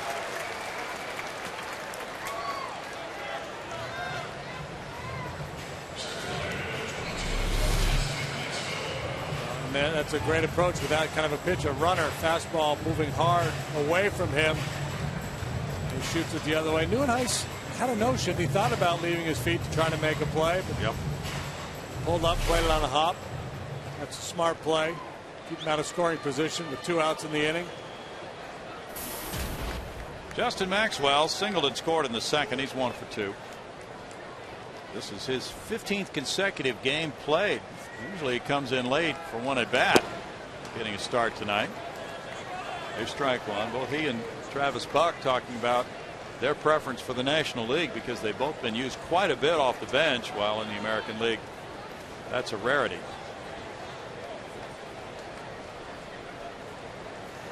Chris Snyder's on deck. Runner going. Here's a throw from Tolley. Out is the call. Boy, it looks like he beat that, but not in the opinion of Adrian Johnson. And it's no runs a hit, nobody left. Tolley. There's Here's the tag. They got him after 5. So 5-3 Houston.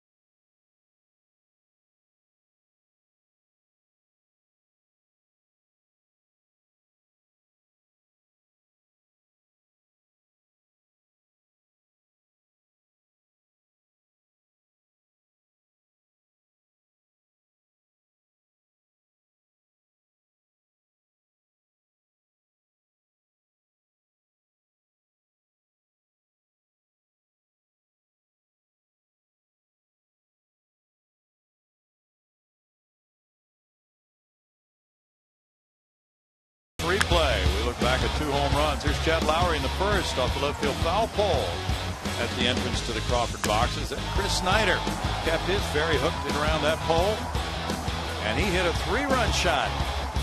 It kicked up high off the wall. That's number 1 as an Astro. That made it 5-0 after 2. Now it's 5-3 as inning number 6 begins with Andres Torres showing bunt. Ramon Ramirez is warming up in the Mets bullpen. Pitcher spot due up 3rd in the inning, and Torres just took that pitch for a ball. He had the RBI single his 2nd time up in the 4th. Now it's 2 balls, no strikes, and Jay Happ's pitch count has reached 97, 64 for strikes. On the bottom of the order due up here in this inning. Brad Mills hoping to get Happ through this inning at least, but he doesn't want to get caught unprepared, so he's got action in his bullpen as well. Abad was up last inning. Now it looks like Lopez is just doing a little light tossing. Bunted in the air, and that's an easy out. Matt Downs is there. Jay Happ saying thank you very much for helping. Have a look at our Brown Hansen, a great hands of the game. The left hand of Jay Happ, especially early on, in control of this game, shutting the Mets hitters down. Good fastball working tonight. He had 8 strikeouts last time out. 7 so far tonight.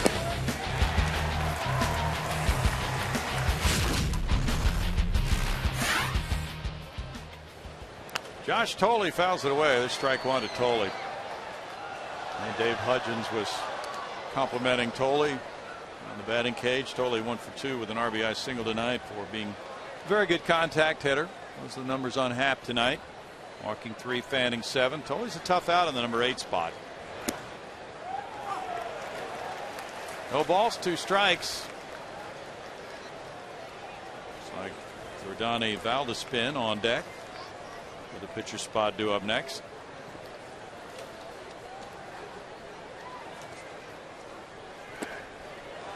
Tolley was able to check his swing that time. He has good bat control.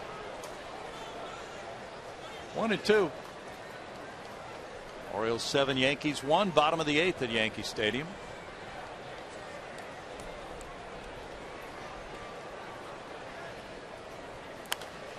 Fouled away by Tolley. Tolley doesn't often turn on pitches, but he can just battle like he is right now. Waits a little bit longer than some hitters, so he can foul off pitch after pitch, get something else to handle. He's walked 9 times this year, struck out 10. So anytime you walk as much as you strike out, that's usually a good thing. And he smokes a line drive. J-Max. Justin Maxwell. Excellent play. Because Tolley does have that contact hitter's approach, he doesn't hit the ball over the outfielder's heads very often. You can cheat in a step or so, but even with that, Maxwell makes a real nice play. Well positioned there. Good work by Matt Sinatra and advanced scouting work. Maxwell shading towards left center. A little slice on that line drive, and he gobbles it up. Extremely well done by Justin. Now Batista's going to bat with 2 outs, nobody on. Bouncer, and there's a good play by Altuve to get in front of it and throw him out. Well, the inning does go well for Jay Happ. He's at 105 pitches. In the middle of the 6th inning, it's 5-3 Astros.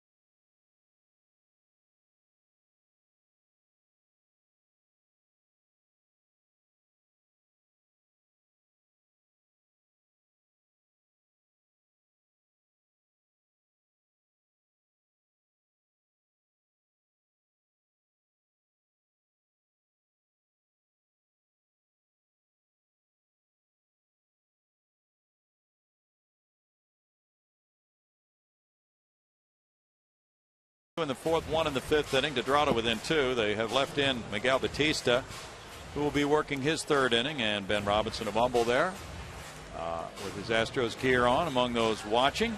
As Batista batted, because the first 2 guys made outs, and that's why that catch by Maxwell was big. Kept a pinch hitter out of the game for the Mets, and now Batista working his 3rd inning will go to Maxwell, Snyder, and the pitcher spot due up, but that's probably going to be it tonight, we're guessing, for Jay Happ. Maxwell is 1 for 2. See how the inning develops. Johnny Damon has made his way to Cleveland now. Well, that's right. Yeah. Left-handed batter Neuenweiss due to lead off the 7th inning for the Mets, so maybe Jay will go back out there. Neuenweiss has not looked very good against him. A couple of punch outs and a meek ground ball to second. Nobody warming up right now. Justin takes, and it's ball 1 upstairs as he shows bunt on Batista. Lopez was up earlier, and if he's the guy, it won't take him long at all to get ready. Nobody throwing at the moment for Houston. Maxwell takes that one as well. 2 balls, no strikes to the 28-year-old outfielder from Bethesda, Maryland, and the University of Maryland. He's far from a terrapin, though. Even though he was a terrapin. He's a speedy terrapin. He takes that one for ball 3. 3 balls, no strikes. Justin was in the big leagues in 09 and 2010 with Washington. Carried a .201 major league average coming into this season for 219 at-bats. He has a 4-pitch walk.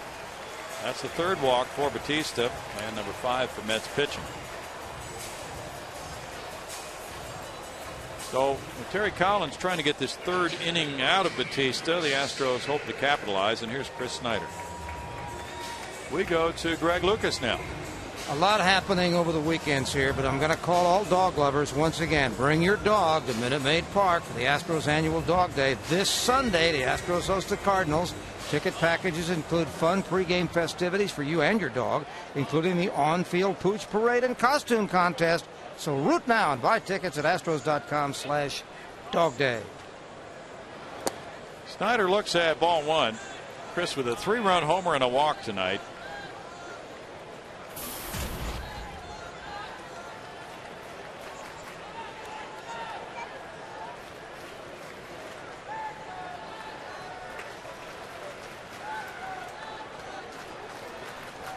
Maxwell measures his lead, and Snyder looks at that one as well. 1 ball and 1 strike. Greg, you had toyed with the idea of bringing your dog here this weekend. I had. My dog weighs 100 pounds. My wife weighs about 110, and she'd have to deal with it most of the games. Oh, okay. So I don't know. It's, choices. Yeah. So, just can't your dog just walk around? Do you have to be carried? Well, yeah, she'd have to drive him back too. We have a little thing that will work, but yeah, it's still possible. All right. I think the chances are less. So we'll keep that ball in the air for the weekend then. Yeah, we'll keep it on. We've got to have some suspense here from one night to the next. That's true. Maxwell draws a throw. What day is that for the Dogs? Is that Sunday? That's Sunday. And we're not leaving town. That's the reason I like the idea, because I thought, well, you know, it's not no getaway day, but I don't know. No, in fact, Miami's coming in next Monday through Wednesday. And then it'll be a Pennsylvania trip.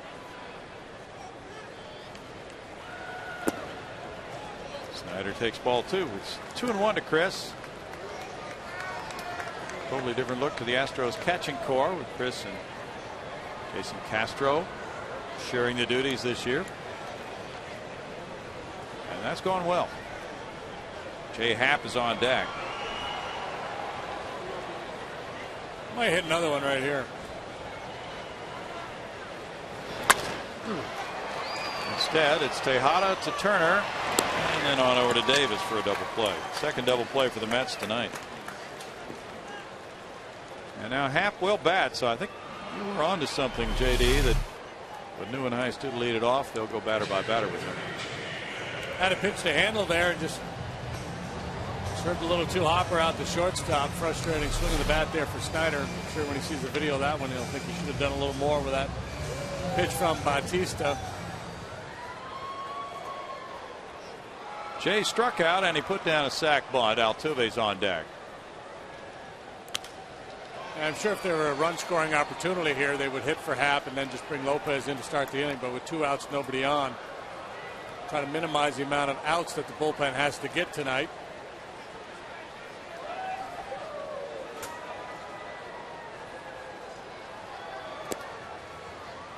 Strike to Jay, and it snowballs 2 strikes. So NYN High's Tejada and Turner due up in the Mets' 7th inning.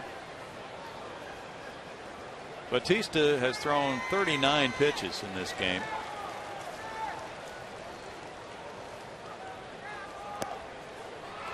Number 40 is ball 1. It's 1-2.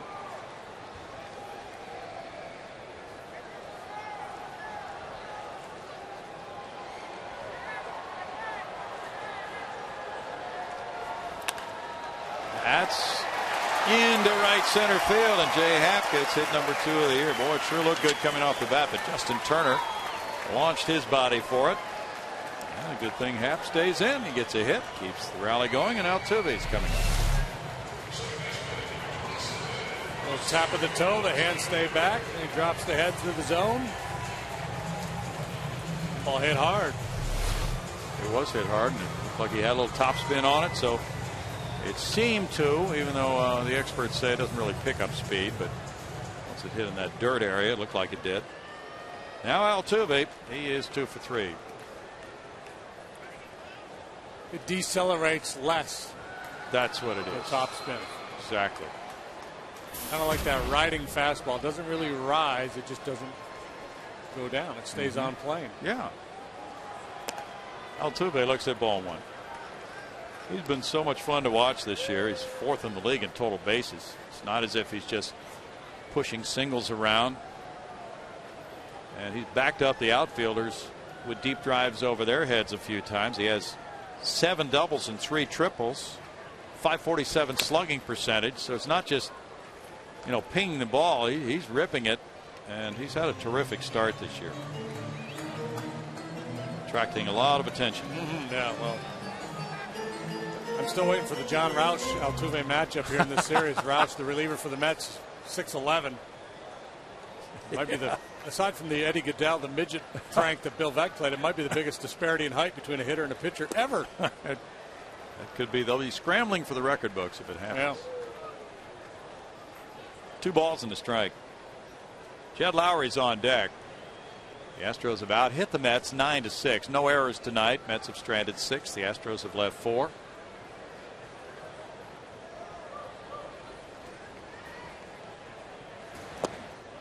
Altuve has just improved so much, and of course he played a lot of baseball this winter in Venezuela. Had a terrific season there, so that's part of it. He plays year-round, and a young player can find that kind of improvement with all that playing time.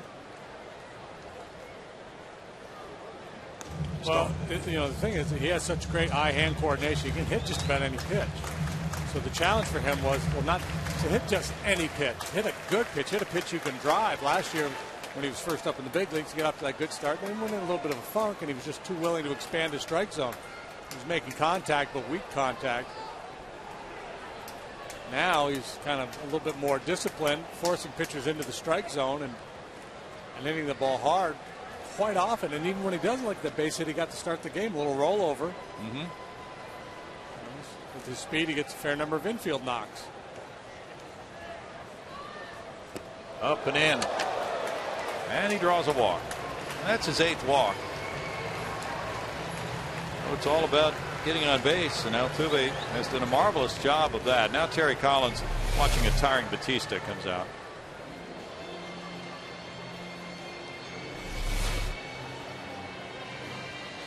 Ramon Ramirez has been warming up, and he's had plenty of time to get loose. It's 5-3 Houston. Back in a moment.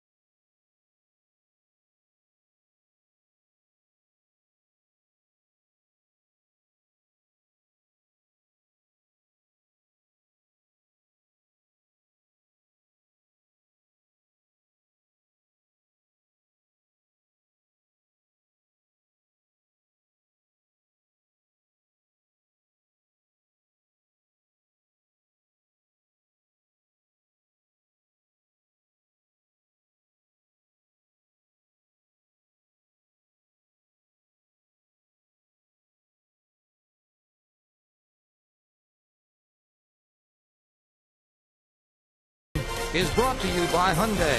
If it's fuel efficient, affordable, stylish, and safe, it's probably a Hyundai. And by AT&T. Find out what's possible with products and services from AT&T. Rethink possible. New pitcher on the mound for the Mets. To tell you all about him in this Astros lead, here's Bill and Jim. Thanks, Greg. And it is right-hander Ramon Ramirez, 30 years old, from Venezuela. Coming in with runners at first and second. He is 2-1 with a 5.40 ERA, and he picked up a save on Sunday. Well, he's got a fastball. He'll throw about 90, 91 miles an hour, a slider and a changeup. He was a giant last year.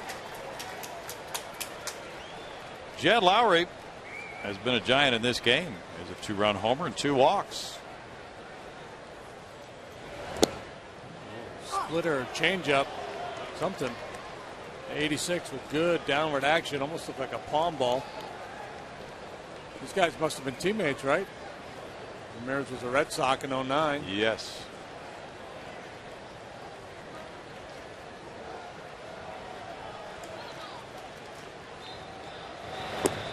Lowry takes it, and it's a 1-1 count with Happ at second and Altuve at first.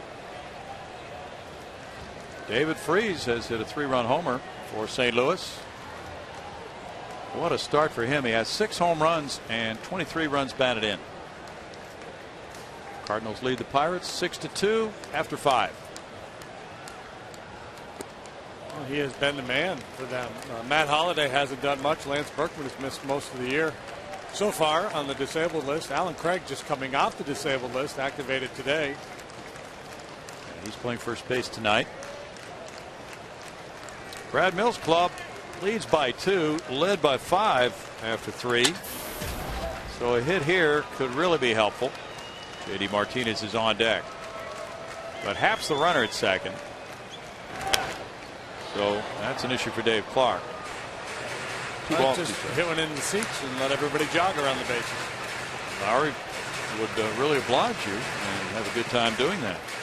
Wonder if he's ever gone deep from both sides of the plate in the same game. Well, that's a good question. Not sure about that. He did not hit a lot of home runs in his time with the Red Sox. This guy loves to throw his changeup. Here comes another one. In the dirt. Good stop by Tolley. 3-2. Throws it hard. 86, 87 miles an hour. Yes.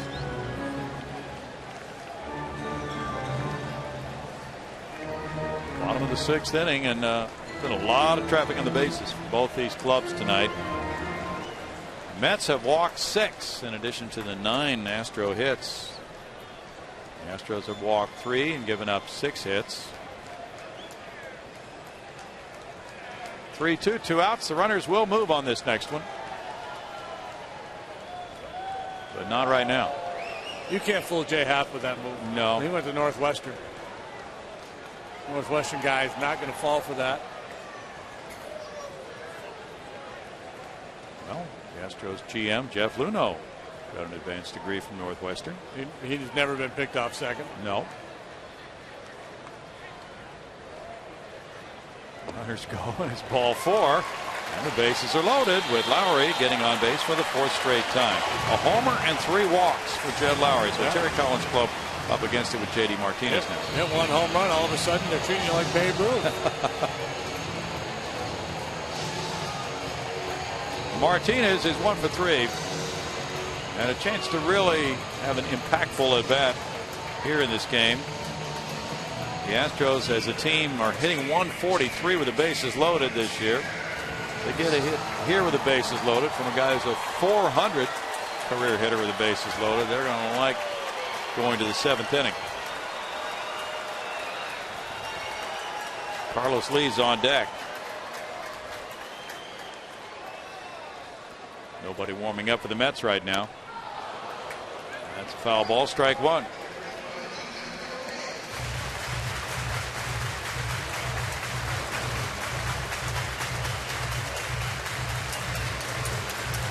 Happ is the runner at third. Altuve's at second, with Lowry at first. For Shane Buyten, boy, he does a good job, JD does, of not going out of the strike zone in these situations for a young hitter. Shows great discipline. He's walked 17 times. That's 3rd in the National League.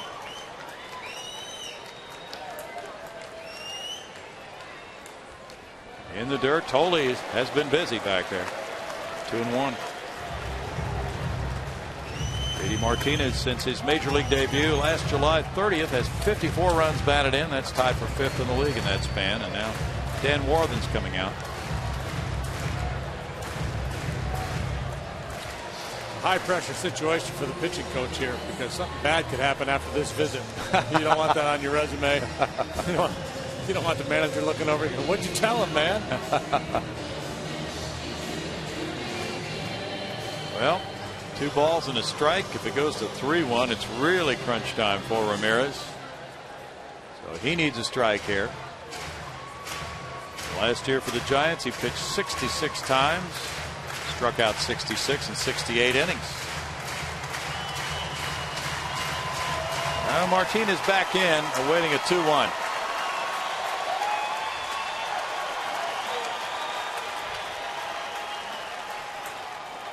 And he takes ball 3 high.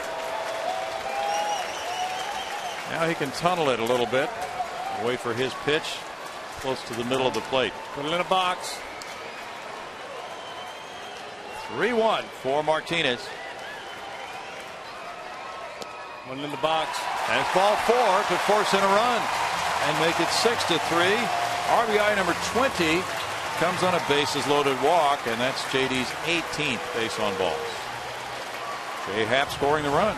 That's not a bad pitch to make if he's got an anxious hitter up there. A lot of guys will jump at that fastball and get jammed by it in that situation. But Martinez, as we mentioned, very patient. Good idea of the strike zone. Now Mr. Bases loaded. Carlos Lee is 0 for 3 tonight. Strike 1 to El Caballo. Oh, 93 miles an hour that fastball, but he's been hesitant to throw it in there. He's thrown very few fastballs. Probably should trust it a little more. In the air and toward right center field. Shallow. Turner out, giving way, and it's caught by Hairston. The Astros settle for 1 run on 1 hit. They lead 3, and after 6, they're up by 3, 6-3.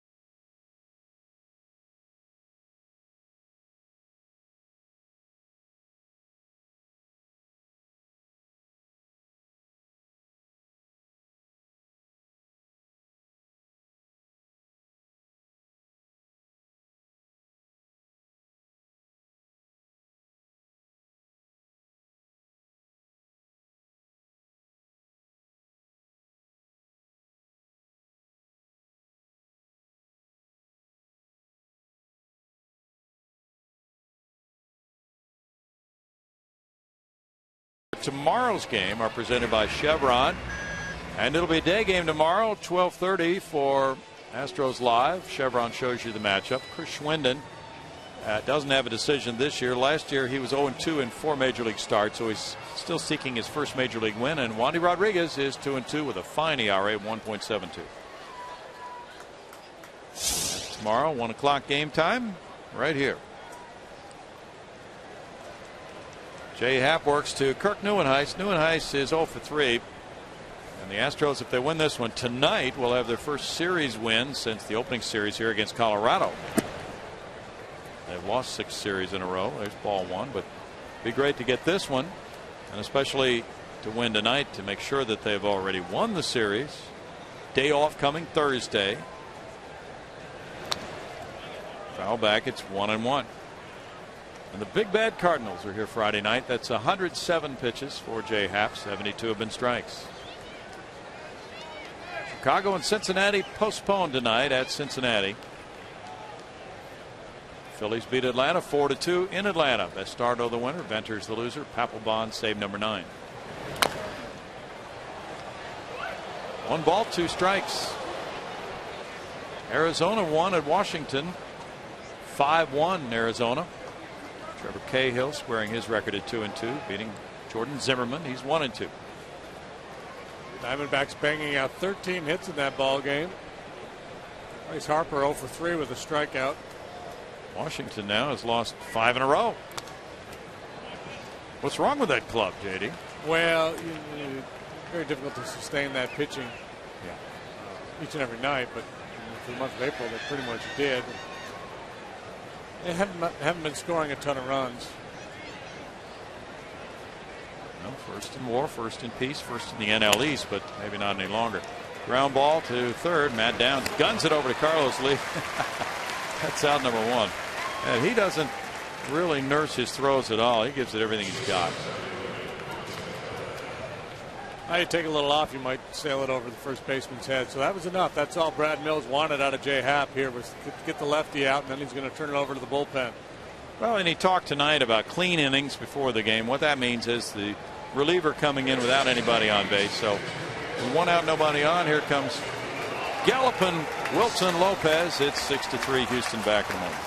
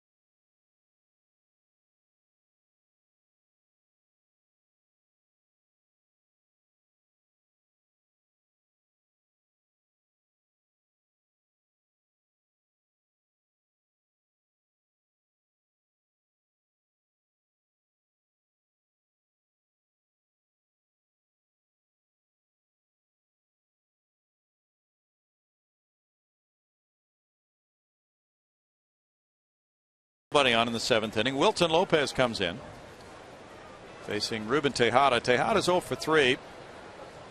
Lopez 2-0 with a 2.77 ERA. He threw 1 pitch last night and he got a line drive out to third base. From that man right there, Ruben Tejada. And there were 2 men on base at the time, and the game was tied 3-3 in the 7th. So that was a big out. It's a swing and a miss there, and it's 0-2. So Lopez threw 1 pitch last night. Wesley Wright threw 1 pitch. Fernando Abad threw 2 pitches. And Fernando Rodriguez threw 2 pitches. Yeah, Brandon Lyon threw 7. Wow. He was the workhorse. He labored. He punched out David Wright, and he just punched out Ruben Tejada. 2 outs. Top 2 in the Mets batting order tonight.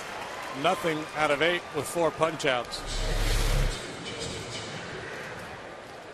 See, last night Gary Cedarstrom, who's now down at third base, was the home plate umpire. He wasn't calling the low ball. He had a higher strike zone, but Barksdale has been consistently calling that low pitch tonight. Lopez got Tejada looking. Now it's Turner. Turner has a double and a walk and 2 runs scored. Tampa Bay beats Seattle 3-1.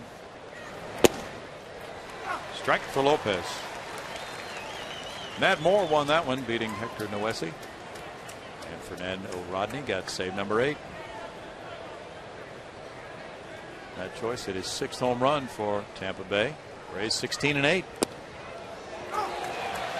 0-2. Tampa Bay is atop the AL East.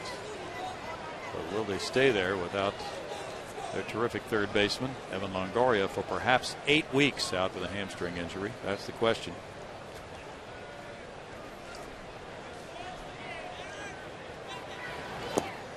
Yeah, It's a long time to lose that big of a bat. You know, we see it all the time where a guy goes on the DL and impact bat in the middle of the order, and somebody steps in and does quite nicely. And over any 2-week stretch, you know, bench guy could perform just as good as an everyday player. But when it's that long, it's bound to take a little bit of a toll. Mm-hmm. Jay Happ on the bench after 110 pitches. 2-2. Jay, in 6 1/3 innings, allowed 6 hits, 3 runs, walking 3, fanning 7.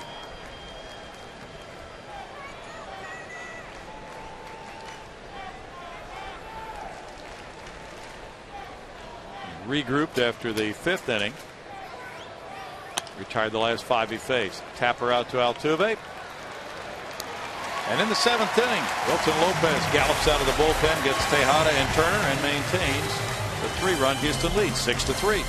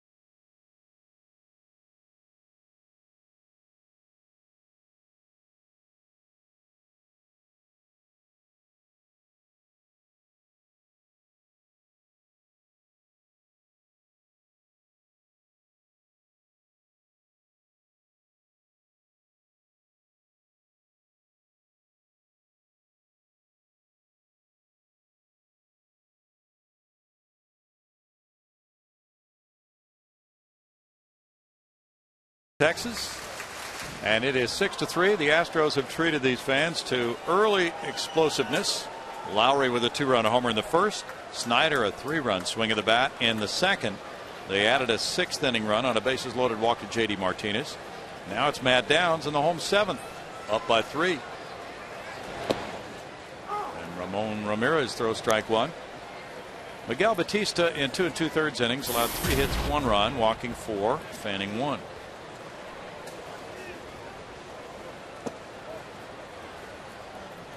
It's a 1-1 count.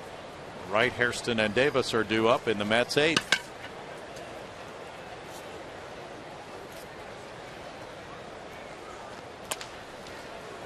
Two hopper to David Wright. 1 out. We go to Greg Lucas.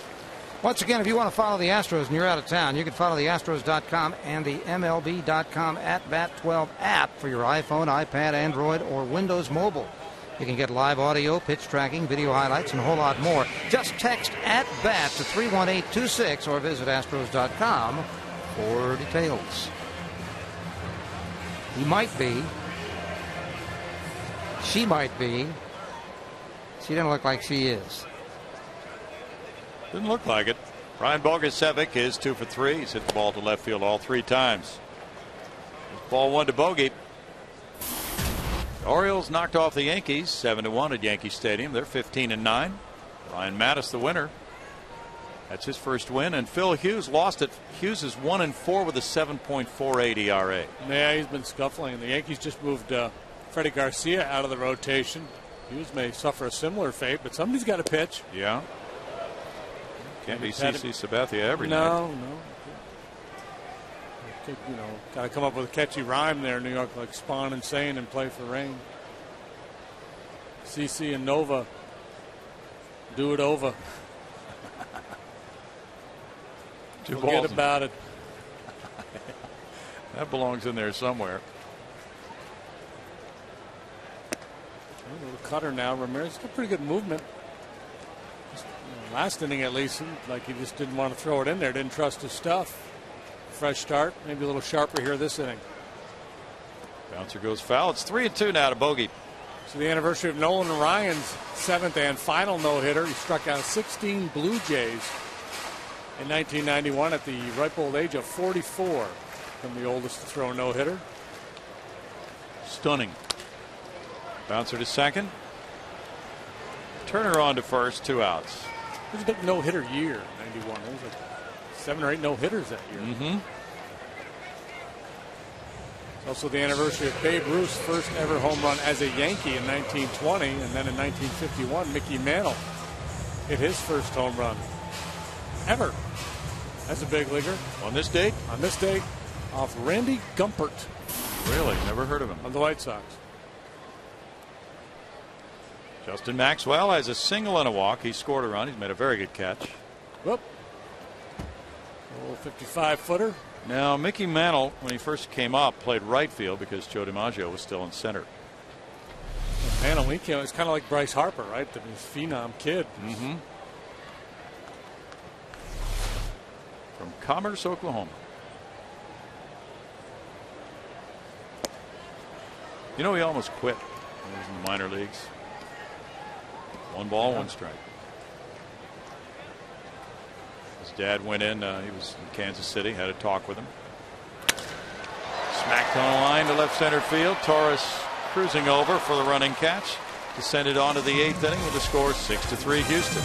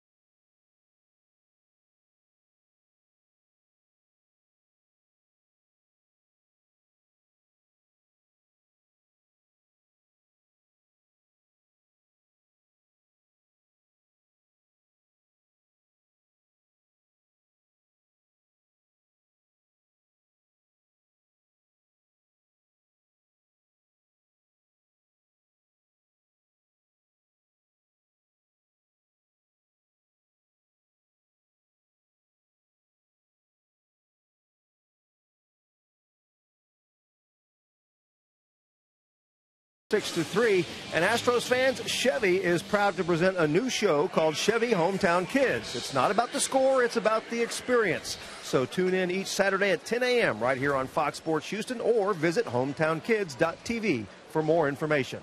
Let's go back to Brownie and JD. Thank you, Bart. Wilton Lopez comes out for the 8th inning. Big John Roush warming up for the Mets. We might get that Roush-Altuve matchup in the bottom of the 8th. Altuve's due up third. Yeah, stay tuned. Don't 9:30. Don't be going to the local news or whatever you're thinking about doing, because you might see a little history. David Wright is 1 for 3. Almost got nipped by that pitch from Wilton Lopez. As the old-time broadcaster used to say, JD, don't fail to miss it. That Altuve matchup with Roush coming up, maybe, in the bottom of the 8th. Who said that, Brownie? I don't know. 1 ball, 1 strike. We make things up, don't we? There's Big John, 6'11", and Jose Altuve may be facing him soon. 17,958 people in the seats tonight. That's the way the Astros are announcing attendance. Not tickets sold, but the people actually here in the seats. and that's a change from the past. So 2-1 on Wright. He singled his way on in the 5th. This one's foul and out of play. It's 2-2. And we hope that the crowds are big this weekend because the Cardinals are coming in, and let's see, how many trips do they have in here this year? Do we know? Can't be more than 3. 2 or 3. 2 or 3. Cinco de Milo on Saturday. Oh, that's right. Cinco de Milo. Tap her up the middle and past the diving Lowry. Wright gets his 2nd hit of the game. Cinco de Mayo, but we call it Cinco de Milo here. The Mets get the lead runner on here in the 8th inning, and it's Hairston next. Cardinals are back in here the first week of June, and then they're in the final homestand, final home games of the year, September 24, 5, and 6. Okay. So just about 9 games remaining in this ballpark with St. Louis as a National League team for Houston. Hairston singled in a run in the 5th. He walked and scored in the 4th. And we don't know about Lance Berkman being activated this weekend, do we yet? I have not heard.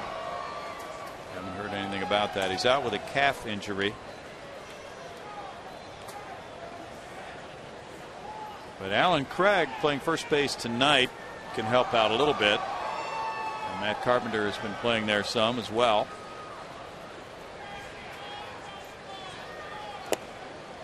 Hairston tried to check his swing, and he did on appeal to Field and Culbreth.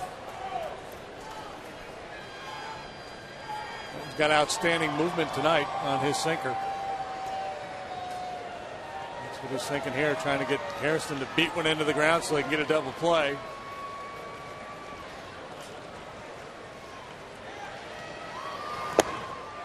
It's a bad swing there out of Hairston, and it's 1-2.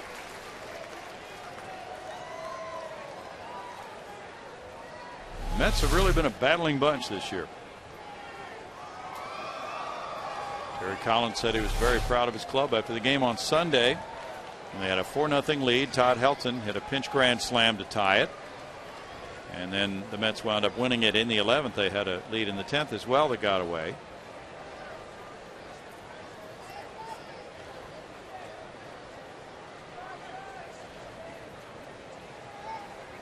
Well, they've battled their way back into this game. They led the trail 5-0. Big one hopper to Downs. He goes to second. Altuve on to Carlos Lee for a double play.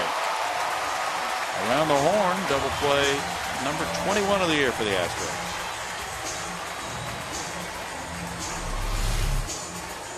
See, Wright with a very modest lead there off first base. And then the around the horn double play, 5-4-3, and that's what Wilton Lopez brings to the table. It's a lot of ground ball outs. There's the twin killing, and Brad Mills has gone out to take the baseball as Wilton has gotten 4 outs for him in this ball game with the Astros up 6-3. Wesley Wright's coming in right after this.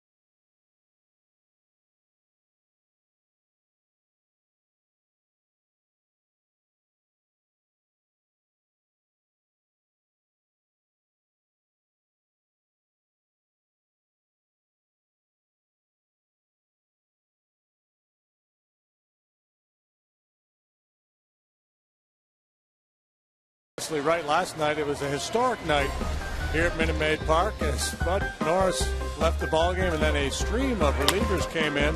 7 pitchers to record 7 outs to face 7 batters in succession. A couple of one-pitch outings. Brandon Line came in and punched out David Wright. There comes Abad to give up a knock. Let's try Efrod. You got a lazy fly ball down the inning.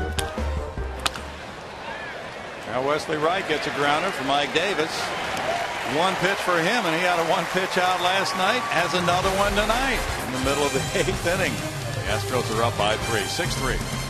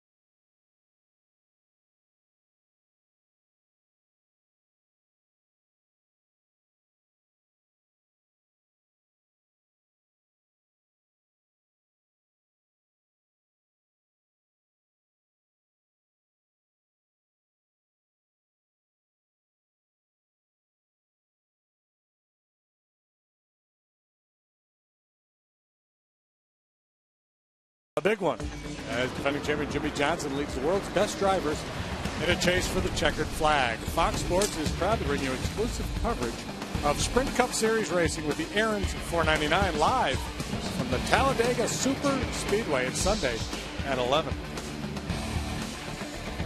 Well, the much anticipated matchup, which could involve the biggest height differential in Major League history, could be happening in this inning because big John Roush at 6'11" has come out of the Mets bullpen. And in the bottom of the 8th inning, it'll be Chris Snyder leading it off. Roush is 3-0 with a 2.53 earned run average. Big John's been on the big league scene for quite some time now, well traveled. He's been with a number of different clubs. He's not an extreme hard thrower for such a big guy, but he does work effectively with a 4-seam fastball. Chris Snyder has hit a 3-run homer. He's walked and grounded into a double play. There's strike 1 to him. The first pitch slide ball there from the big fella. Roush, 33 years old, and the White Sox drafted him in the 3rd round in '99. Last year he pitched for Toronto. Had right knee surgery after pitching 53 times. It's 1-1. Roush is from Louisville, Kentucky, went to Morehead State. He was on the Olympic team in 2000.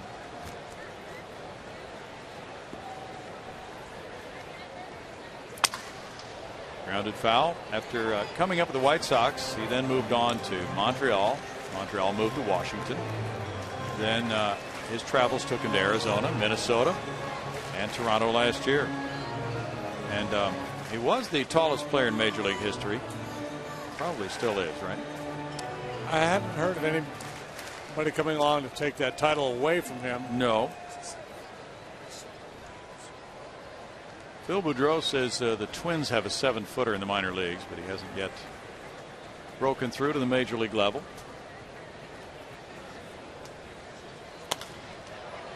Popped up. Turner. 1 out. Ramirez worked an inning and a third with no hits, no runs, walking 2 with no strikeouts. Now Travis Buck is going to pinch hit. Phil Boudreau is checking his iPhone here, and Harry Chappis was 5'7". You wondered about how tall he was. So we're looking at, you know, some of the short guys in baseball history and then the tallest pitchers. So we believe that this matchup coming up next, Jose Altuve and John Roush, will be the biggest height differential in history. Not counting Eddie Goodell, the midget. Yeah, he doesn't count. Travis Buck. And we're going with it until somebody proves us wrong. Yep. So we'll just throw it out there. And they'll have to come and get us on that one. There's ball one to T-Buck. 273 his average. No homers, 5 runs batted in. What a pinch hitter he's been. 4 for 6 with an RBI. He's been in the lineup the last 3 games.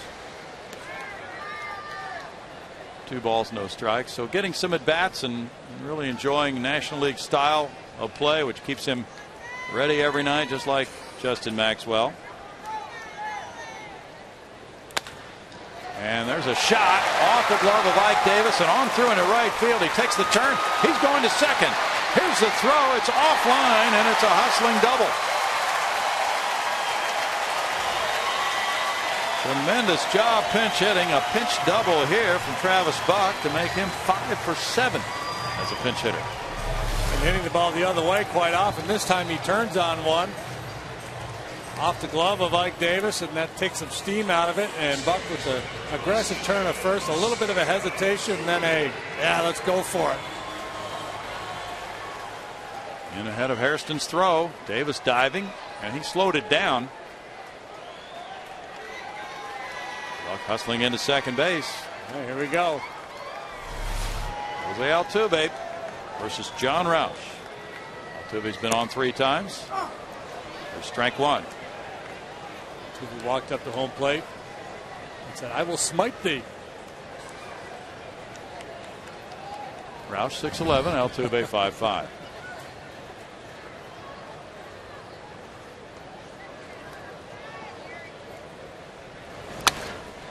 In the air toward the right field line. Hairston coming over and out of room. 0-2. We're going to check what the official listed height is, Jose Altuve. We have him at 5'7".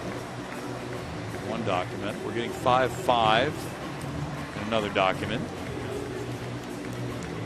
Well, short guys usually try to add an inch or 2 to their bio.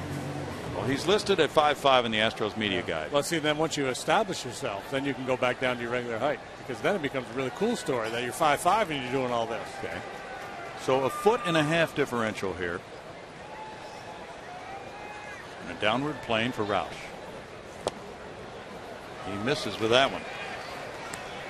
1-2. It's a David versus Goliath type matchup here.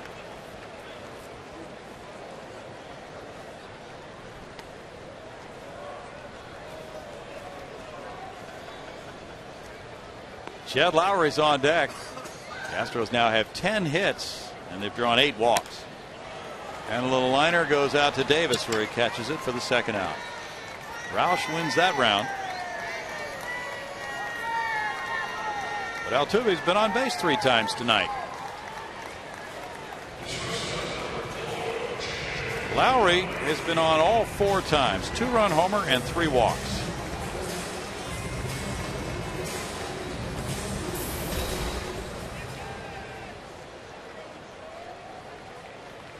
10 hits and 8 walks for the Astros. 18 men on base in this game. They've stranded 7. The Mets have stranded 6. Ball 1 upstairs. Bob Myers warming in the Astros bullpen. If the Astros score again, it'll likely be a Bod. If they don't, Myers will come in for the save. J.D. Martinez is on deck with this 3-run lead. Bouncer goes foul past Bobby Meacham. 1-1.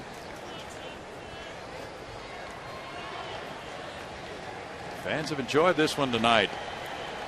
The Astros got it revved up early with the Lowry 2-run homer in the first, and then Chris Snyder belted a 3-run shot in the second. The Mets, though, kept pecking away and got back in it. Fernando Abad and Brett Myers working now. In the air, and the third baseman right comes over into foul territory. And in the 8th, it's no runs a hit and a man left for the Astros. We go to the 9th inning. It's a safe situation. It is 6-3 Houston.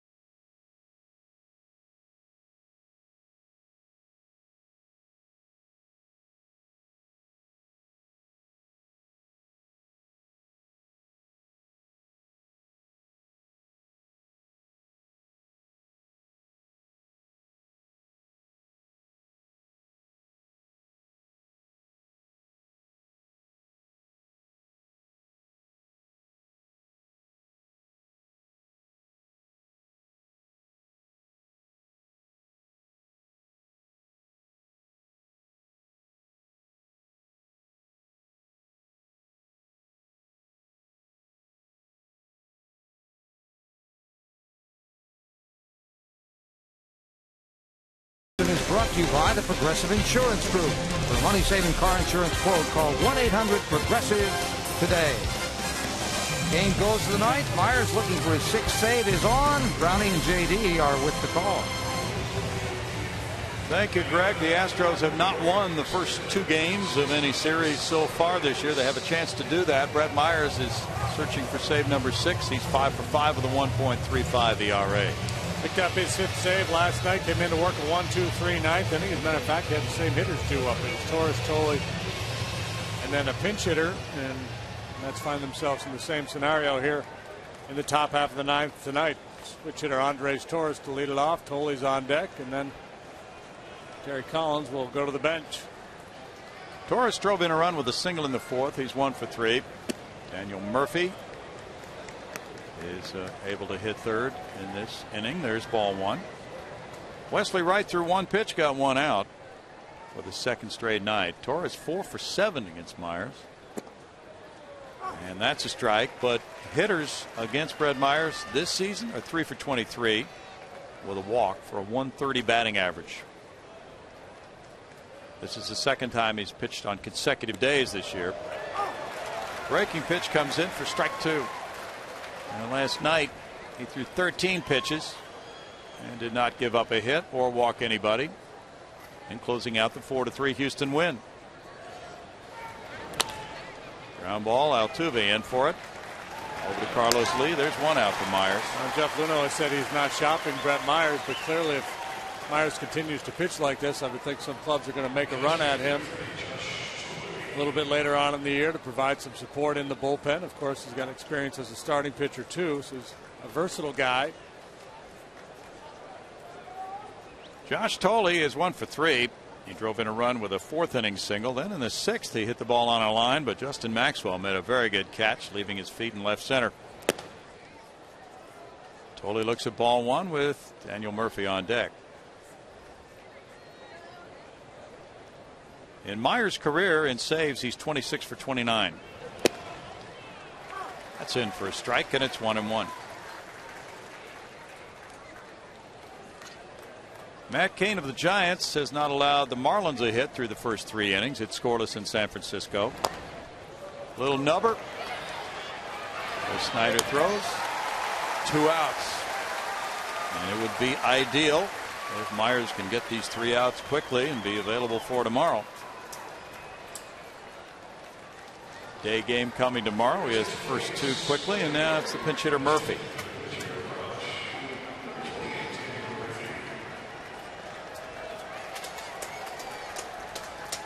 Murphy with a .298 average, no homers, 7 runs batted in. Hit 3rd last night. He was 0 for 4 in that game. Murphy takes ball one. Had a 3-hit game in one of the games in Colorado in the previous series. Fouls that one back. 1 ball, 1 strike.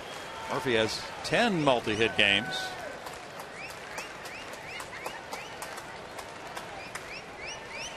Former third baseman. And he's playing second now most of the time. That's in for a strike. It's 1-2 to Murphy.